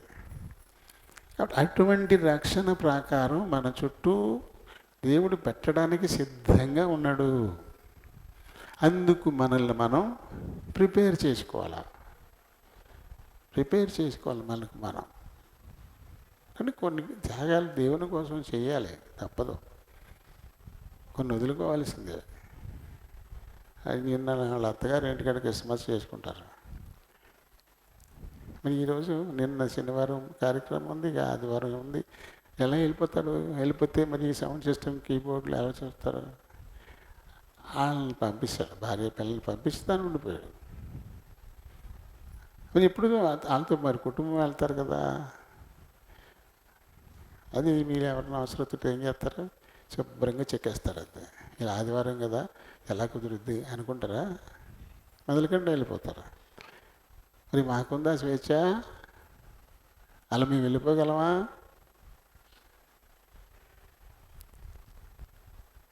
చెప్పండి, వెళ్ళిపోగలం అలాగా? అలా వెళ్ళిపోవాల్సి వస్తే శుభ్రంగా వెళ్ళిపోవచ్చు కదా. దేవుడు ఇచ్చిన బాధ్యత ఇది. ఈ బాధ్యతని మేము నిర్వర్తించడానికి కొన్ని త్యాగాలు చేయాల్సిందే, కొన్ని వదులుకోవాలి, తప్పదు. హైదరాబాద్ రండి బావగారు, రండి బావగారు అంటాడు మా అయ్యంకుడు గారు. పాపం చాలా మర్యాదగా తమరు ఒకసారి మాకు దర్శనమేని అంటాడు ఆయన. ఇంకా వెళ్ళిన హైదరాబాద్, ఎందుకంటే మనకి వెళ్ళడం ఒక రాత్రి, రావడం ఒక రాత్రి, అక్కడ ఒక రోజు ఉంటే 3 రోజులు మనకి వరుస కార్యక్రమాలు. ఆదివారం అయితే మంగళవారం ఉంది, మళ్ళీ శుక్రవారం ఉంది, మళ్ళీ శనివారం ఉంది, మళ్ళీ ఆదివారం ఉంది. ఎక్కడ కుదురుతుంది? ఖచ్చితంగా మానేయాలి, ఇక్కడ ఆపాలి దాన్ని. దాని గురించి నేను ఆయన గుండె ఆపరేషన్ దగ్గరనే వెళ్ళాను. నేను ఓపెన్ హార్ట్ సర్జరీ చేశారు ఆయనే. మళ్ళీ ఇక్కడికి వచ్చాక దర్శించాను తప్ప నేను అక్కడికి వెళ్ళలేకపోయినా. చూడండి కొన్ని ఎలా ఉంటాయో. అది పరిశుద్ధాత్మలో బాప్తిస్మం, పరిశుద్ధాత్మ సంబంధమైన సిద్ధపాటు ఇవి వచ్చినప్పుడు ఖచ్చితంగా మనం నిలబెడతాం. లేకపోతే ఎవరో ఒకరిని పిలిచి ఆయన తనగారు ఒక చూసుకోండి నేను ఊరు వస్తానని నేను పిలిచి పంపించేసి వెళ్ళిపోవచ్చు. అది ఇమానుయేల్ గారు ఏమైనా కుర్రాడు ఉంటే పంపించండి నేను ఊరు వెళ్ళాలని చెప్పేసి వెళ్ళిపోవచ్చు. ఏమవుతుంది ఇప్పుడు? నామకాంతి. మొన్న ఒక ఆదివారం నేను తప్పుకుంటేనే చాలామంది ఫీల్ అయ్యారు. ఏమైనా కొంతమంది సంతోషపడి ఉంటారేమోలే, ఎందుకంటే ఉన్నాడంటే మళ్ళీ అది ఇది ఏకేస్తాడు, పడుతాడు, శుభ్రంగా వెళ్ళిపోతే గొడవ వదిలిపోయిందని. కానీ అలా అనేవాళ్ళు కూడా ఉన్నారు, అలా సంతోషపడేవాళ్ళు. వాళ్ళకి కూడా నిండు వందనాలు చెప్తున్నాను, అలా అనుకునేవాళ్ళు కూడా. ఎందుకంటే రక్షణ కార్యక్రమం పూర్తి కావాలంటే పరిశుద్ధాత్ముడు మనలో నూతన స్వభావాన్ని కలిగించాలా. దేవుని కొరకు ఏదైనా వదులుకోవడానికి, దేనైనా త్యాగం చేయడానికి, ఆ లాభాన్నైనా, గౌరవాన్నైనా, సన్మానాలైనా, వీటినైనా వదిలేసుకోవడానికి సిద్ధపడాలి. అప్పుడే రక్షణ కార్యం మనలో పరిపూర్ణమవుతుంది. మన చుట్టూ రక్షణ ప్రాకారం దేవుడు కట్టేస్తాడు. అప్పుడు మన రక్షణ పదిలం. ఆయన ఎప్పుడు ఇచ్చినా ఆయనతో పాటు వెళ్ళిపోవడానికి అప్పుడు మనం సిద్ధంగా ఉంటాము. చూడండి, మరి ఈ బాప్తిసం ఊరినే ఇచ్చాడు. మరి ఈయన ఆల్రెడీ చెప్పాడు యేసుప్రభు కూడా కదా, మార్కు సువార్త 16:16లో మీ సర్వ సృష్టికి సువార్తను ప్రకటించండి, నమ్మి బాప్తిసం పొందేవాడు రక్షింపబడతాడు, నమ్మని వారికి శిక్ష విధింపబడుతుంది అని ఆయన అక్కడ చెప్పిపోయినటువంటి మాట. కానీ దాన్ని మనం చూస్తాం. ఇక చాలా ఉంటాయి ఈ బాప్తిస్మం గురించి. పేతురు ఒక్కసారిగా చెప్పగానే ఒకేసారి 3,000 మంది చర్చబడినట్టుగా అపొస్తలుల కార్యాలు మరి 3వ అధ్యాయం 2వ అధ్యాయం చివరి భాగాలు చూస్తాం, 44 ప్రాంతాల్లో చూస్తాం కదా. అంటే మొత్తం మీద నీటి బాప్తిస్మాన్ని పూర్తిగా మనం అర్థం చేసుకోవాలా. ఇది ఒక్కడుగు ముందుకేసామన్నమాట. దాంతో ఆగిపోలేదు, దాంతో రక్షణ మనం పొందలేదు. ఒక్క అడుగు ముందుకు పడింది. ఆ తర్వాత జరగాల్సింది ఉంది. పరిశుద్ధాత్ముడు మనలో నూతన స్వభావాన్ని కలిగించాలి, అప్పుడు కానీ రక్షణ పూర్తి అవ్వదు. అది కలిగిందా లేదా, కలిగించాడు లేదా అనేది మన ప్రవర్తన చెప్తుంది. ప్రతిదానికి స్పందించి ఇష్టానికి నోరు తెరిచి మాట్లాడుతున్నామా? పరిశుద్ధాత్మ నూతన స్వభావాన్ని కలిగిస్తేనే అలా మాట్లాడినవాడు నిన్ను. రాత్రి మనకు వచ్చింది కదా, సమాధానాన్ని మనకి అధికారులుగాను నీతిని చెక్కింగ్ ఇన్స్పెక్టర్లుగాను నేను చేస్తాను అని చెప్పాడు. యెషయా 60 అధ్యాయంలో 17 వచనంలో ఆ మాటలు చదివాం. సమాధానాన్ని నీకు అధికారిగా పెడతానన్నాడు, నీతిని విచారణకర్తలుగా పెడతా అన్నాడు. అంటే చెక్కింగ్, నీకు చెక్కింగ్ ఆఫీసర్ ఎప్పటికప్పుడు చెక్కింగ్, నీతి పెడతాడంట మనకి.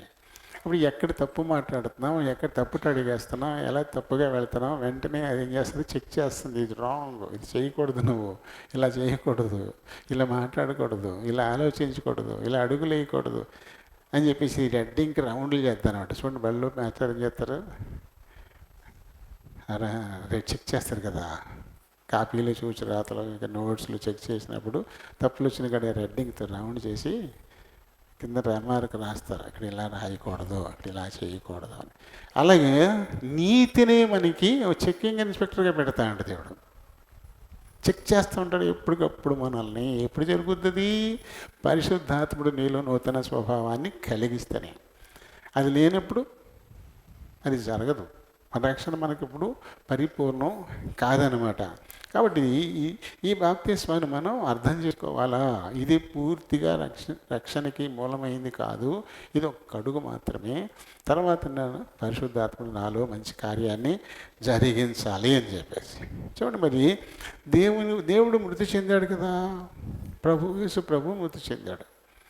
ఆయనతో పాటు నేను కూడా మృతి చెందాను అని కన్ఫర్మేషన్ కావాలా. యేసు ప్రభు చనిపోయాడు నా కోసమే, కాబట్టి నేను కూడా ఆయన మాట నమ్మి ఆయన బోధనలు అనుసరించి నేను కూడా చనిపోయాను అని ఫీలింగ్. రోమిలు రాసిన పత్రిక 6వ అధ్యాయం 6-7 వచనాల్లో, ఫిలిప్పీ 2:3-21 దాకా ఇవన్నీ మనకి కనబడతాయి. రెండవదిగా ఆయన సమాధి అయ్యాడు. చనిపోయిన తర్వాత ఏం చేశారు? ఆయన్ని సమాధి చేశారు. నేను కూడా ఆయనతో పాటు భూస్థాపితం అయిపోయాను. ఇది రోమా 6:3-4లో దాన్ని మనం చదువుతాం. అలాగే ఆయన లేచాడు, ఆయన మళ్ళీ తిరిగి లేచాడు. అది రోమీయుల రాసిన పత్రిక 6:4-5లోనే మనం దాన్ని చదువుతాం. మరి ఆయన లేవడం ద్వారానే ఆయనతో పాటు నాకు కూడా జీవం వచ్చింది, కాబట్టి నేను కూడా మరణించి తిరిగి లేచాను అనేటువంటి కన్ఫర్మేషన్. ఆ తర్వాత ఆయన ఆరోహణుడై వెళ్ళిపోయాడు. అలాగే నేను కూడా ఈ లోకయాత్ర ముగించిన తర్వాత ఆయన వలనే నేను ఆరోహణై ప్రభు దగ్గరికి వెళ్ళిపోతాను అని కన్ఫర్మేషన్.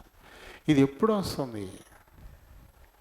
పరిశుద్ధాత్ముడు నూతన స్వభావాన్ని కలిగించిన తర్వాత, పరిపూర్ణ రక్షణ అనుభవంలోకి మనం వస్తే ప్రభు మన చుట్టూ రక్షణ ప్రాకారాన్ని నిర్మించి భద్రపరుస్తాడు, స్థిరపరుస్తాడు. ఇవన్నీ మన జీవితాల్లో జరగాలి. అంటే మీరు ఎక్కువ టీవీలో వర్తమానాలు ఉన్నాయి, ఇవేమి చెప్పరు. ఏదో ఒక కథ చెప్తారు, ఒక 10 నిమిషాలు, ఒక 20 నిమిషాలు బైబిల్లో నుంచే ఏదో ఒక స్టోరీ చెప్తారు. అదే తప్ప ఇటువంటిది చెప్పరు, సువార్త చెప్పరు. చెప్పడానికి ఇది ఎక్కువ టైం తీసుకుంటుంది. వాళ్ళకు ఉండేదే అరగంట, అందులోనే పాట, అందులోనే వాక్యం, అందులోనే మళ్ళీ సాక్ష్యం, ఆఖరిని మళ్ళీ అవి ఇవి కావాలని మళ్ళీ ప్రకటనలు, ఇవన్నీ ఆ 30 నిమిషాల్లోనే జరగాలి. కాబట్టి అవి మనం రక్షింపబడడానికి ఏం ఉపయోగపడవు. అలాంటి విషయాలు చెప్పరు కూడా వాళ్ళు. తాత్కాలికంగా మన ఉద్రేకం పొంది ఇప్పటికప్పుడు చెక్ బుక్ తీసి టక రాసేసి పంపించేయడానికి, సెల్ ఫోన్ తీసి ఆ నెంబర్కి డబ్బులు పంపించడానికి మట్టుకే పనికి వస్తుంది. అలాగే చెప్తారు. అప్పుడు వస్తారు ఎక్కడికి, నేను అయ్యగారి దగ్గరికి వచ్చాను, అయ్యగారి దగ్గరికి ఇలా అన్నారు, ఒక 10,000 కార్యక్రమానికి పెట్టమ్మా అన్నారు, పెట్టాను, అంతే, నా పిల్లాడికి పెళ్ళి అయిపోయింది అని చెప్పి సాక్ష్యం అక్కడ. అయ్యగారు చెప్పారు, అమ్మ మరి 2 వారాల పాటు ఈ కార్యక్రమాలు స్పాన్సర్ చెయ్యి, మీ అబ్బాయికి మంచి ఉద్యోగం వచ్చేస్తుందని చెప్పారు. నేను అర్జెంటుగా ₹1,00,000 ఇచ్చేసాను. ఇక అబ్బాయికి ఫలానా చోట 5 లక్షల, నెలకి 5 లక్షల జీతంతో ఉద్యోగం వచ్చేసింది అని చెప్పిస్తారు వాళ్ళు. అవి వినేస్తాం, అల్ప సంతోషులు కదా, అది నిజమా అబద్ధం మనకు అనవసరం. వెంటనే ఏం చేస్తాం, గబగబా ఆ నెంబర్కి ఫోన్పేలో డబ్బులు పంపించేస్తాం. దానికోసమే వాడుకుంటారు అలా. మనం విమర్శిస్తున్నాను అనుకోవద్దు. చూడండి, ఖచ్చితంగా నెంబర్ చెప్పకుండా ఉంటారా? మెసేజ్ అయిన తర్వాత మీరు ఒకరు కానుకలు పంపాల్సి వస్తే ఈ నెంబర్కి ఫోన్పే చేయండి, ఇది గూగుల్ పే కూడా అందుబాటులో ఉంది ఈ నెంబర్కి అని చెప్తారు. నీ విలువైనటువంటి కానుకలతోటే మేము నడుస్తున్నాము. ఎవరన్నా మరి నీ కానుకలతోటి, ఈ విలువైన కానుకలతో నడమన్నారు ఆయన్ని. దేవుని మీద ఆధారపడరా మన మనుషుల? ఇవే చెప్తుంటారు అక్కడ. అదే ఇలా చెయ్యి, ఇటువంటి మనకి వినపడం. అందుకే మనకి అవి వినడానికి అలవాటు పడి పని ఇలాంటివి మనకి భారంగా అనిపిస్తాయి, మనకి నచ్చవు. నచ్చినా నచ్చకపోయినా ఇదే సరైనటువంటి మాట. ఎందుకంటే మనం ఆత్మరక్షణ కోసమే దేవుని దగ్గరికి వస్తున్నాం, వరల్డ్లీ బ్లెస్సింగ్స్ కోసం కాదు, లోక సంబంధమైన ఆశీర్వాదాల కోసం కాదు. ఈ ఆశీర్వాదాలు ఉన్నా లేకపోయినా, ఆరోగ్యం ఉన్నా లేకపోయినా, ఆస్తి ఉన్నా లేకపోయినా, పట్టు వస్త్రాలు కట్టుకున్నా, కాటన్ బట్టలు కట్టుకున్నా, సైకిళ్ళ మీద తిరిగినా, కారులో తిరిగినా, ఈ శరీరం మట్టిలోకి వెళ్ళిపోవడం ఖాయం. శాశ్వతం ఆత్మే, దాని చోటు పరలోకమా పాతాళమా. కాబట్టి ఆత్మను పరలోకానికి పంపించుకోవాలి, మనం అక్కడికి వెళ్ళాలి. అక్కడి నుంచి వచ్చాం, అంటే ఇవ్వడ్డాం కాబట్టి అక్కడికే మనం వెళ్ళాలి. అందుకోసం అవసరమైన పనులే చేయాలి మనం. ఇక్కడ ఖరీదైనా చవకైనా సరే, అమెరికా వెళ్ళడానికి 2 లక్షలు అవుతుంది, దుబాయ్ వెళ్ళడానికి 30,000 అయిపోతుంది. వెళ్ళాలనుకునేది అమెరికా, దుబాయ్ టికెట్ కొంటావా? దుబాయ్కి ఏర్పాట్లు చేసుకుంటావా? ఎంత ఖర్చు అయినా కష్టమైనా వెళ్ళాల్సిన అమెరికాకి దానికోసమే టికెట్లు చేసుకోవాలా, దానికోసమే ఏర్పాట్లు చేసుకోవాలా? దుబాయ్కి చేసుకోగా ఇది తేలిగ్గా అయిపోతుంది, అయినా చేసుకో. అందుకని ప్రభు చెప్పాడు, పరలోకానికి వెళ్ళే మార్గం ఇరుకు, పాతాళానికి పోయేది చాలా విశాలమని, చాలా సులువు. అందుకని ఈ నా మాటలు విని ఆ ప్రకారంగా నడుచుకునేవాడు బండ మీద తన ఇంటిని కట్టుకున్న వాని పోలి ఉండును. వానలు వచ్చను, వరదలు వచ్చను, బలమైన గాలి వీసింది, అయినా దాని పునాది బండ మీద ఉంది కాబట్టి అది స్థిరంగా ఉంది అంటాడు. ఈ నా మాటలు విని వాటి ప్రకారం చేయని వారు ఇసుక మీద తన ఇంటిని కట్టుకొని వాడిని పోలి ఉండును. వాన వరద గాలి వచ్చినప్పుడు దాని పునాది ఇసుకలో ఉంది కాబట్టి ఇది పడిపోద్ది. యేసుప్రభు చెప్పిందే కదా అది. కష్టమైనా సరే, కొంచెం ఇబ్బంది అయినా సరే, మనం చేయాల్సింది దేవుని నిత్య రాజ్యానికి అవసరమైనటువంటి పని. అందుకొరకే మనం సిద్ధపడాలి తప్ప మరొక దానికోసం కాదు. అలా చేస్తే మనకంటే దౌర్భాగ్యులు ఉండరు అంటూ పౌలు గారు చెప్పాడు. కేవలం ఈ లోక సంబంధమైన వాటి కోసం దేవుని యందు నేను విశ్వాసం ఉంచితే నాకంటే దౌర్భాగ్యుడు ఉండడు అని చెప్పాడు ఆయన. కాబట్టి మన విశ్వాసం, మన నిరీక్షణ దేవుని నిత్యరాజ్య వారసత్వానికే ఉండాలి తప్ప లోక సంబంధమైనవి కదా. అలాగే వినండు, ఆశ్చర్యకరంగా ఆయన ఇచ్చి తీరుతాడు. ఆశపడితే తృప్తిపరిచేటువంటి దేవుడు. ఎలా అంటే ఈ వద్దు అని దాకా ఇస్తాడు, వాటి మీద మనకు అసలు ఆసక్తి లేకుండా ఇచ్చేస్తాడు. నేనే అందుకు సాక్ష్యం, నేనే సాక్ష్యం. చాలా చాలా ఇప్పుడని చెప్పే టైం లేదు, టైం అయిపోతుంది కదా. కాబట్టి ఇప్పుడు ఆయన యొక్క దేహంలోనూ రక్తంలోనూ పాలు పంపులు పొందడం కోసం మనం ఏం చేయాలా? పరిశుద్ధాత్ముడు మనలో నూతన క్రియ జరిగే విధంగా ప్రయాసపడాలా. నేను అతి నీటిలో మునిగేసాను కదా, కాబట్టి నాకు ఆయన దేహంలో రక్తంలో పాలు పంపులు పొందే అర్హత వచ్చేసింది, నేను రక్షణ పొందేశాను, నా టికెట్ మీరు వాళ్ళ దాచేసుకుంటాను. అప్పుడు అనేదిలే ఆ గరువు మీద ఉంటుంది ఒక ఆవిడ, అబ్బో నేను ఎప్పుడూ రక్షణ చేసుకున్నానండి, 25 ఏళ్ళు అయిపోయిందండి, చర్చికి మాత్రం వెళ్దా, కానీ రక్షణ తీసేసుకుందంట, అంటే టికెట్ బీరోలో పెట్టేసుకుందంట. ఏం లేకపోతే దానివల్ల ఏం లేదు. కాబట్టి ఏం చేయాలి? పరిశుద్ధాత్ముడు ఖచ్చితంగా నూతన క్రియ జరిగించాల్సిందే. మన హృదయం పూర్తిగా ప్రభువులా మారిపోవాలి. క్రీస్తు యేసుకు కలిగిన ఈ మనసు, అలాంటి మనసు వచ్చేయాలి మనకి. ఆయన కలిగి ఉన్న మనసు వచ్చేసేయాలి మనకి. రాకపోతే ఆయనలో మనం ఎలా మారినట్టు? మనకంటే గొప్ప జడ్జి ఎవరు లేరు. ఇంకొకరు ఎవరు మనకి తీర్పు తీసి సర్టిఫికెట్లు ఇవ్వలేరు మన ఆత్మను మించి. మన హృదయం తెలుసు మనం ఏంటో. అది మనకు ఎదురు తిరుగుతుందా? కల్మషాన్ని చూపిస్తుందా? మేలే సరి చేసుకోవడాలి. అది తప్పు చూపించినప్పుడు ఏం చేయాలి? సరి చేసుకోవాలి, వెంటనే సరి చేసుకోవాలి. కాబట్టి ప్రభుతో నేను మరణించాను, ఆయనతో పాటు నేను సమాధి చేయబడ్డాను, ఆయన పునరుత్థానుడి తిరిగి లేచాడు, నేను కూడా లేచి ఆయనతో పాటు పరలోకానికి వెళ్ళిపోతాను అనేటువంటి ఒక నిశ్చయత ఖచ్చితంగా మనం సంపాదించుకోవాలి. అప్పుడు మాత్రమే ఆయన దేహం రక్తం మనకి మేలు చేస్తాయి. లేని పక్షంలో శాపం అంటాడు. మీలో అనేకులు రోగులు బలహీనలు అవుతున్నారు, చాలామంది చనిపోతున్నారు. కాబట్టి మీకు మీరే తీర్పు తీర్చుకోండి, పరీక్షించుకోండి. యోగ్యుడా కాదా, యోగ్యురాలనా కాదా పరీక్షించుకుని అందులో పాలు పొందండి, అప్పుడు మీకు మేలు కలుగుతుంది అని నేను చెప్పట్లేదు, పౌలు గారు చెప్పాడు. కొరింథీయులకు రాసిన మొదటి పత్రిక 11వ అధ్యాయంలో ఆయన చెప్పిన మాటే చెప్తున్నాను. దేవుడి మాటల్ని దీవించును గాక.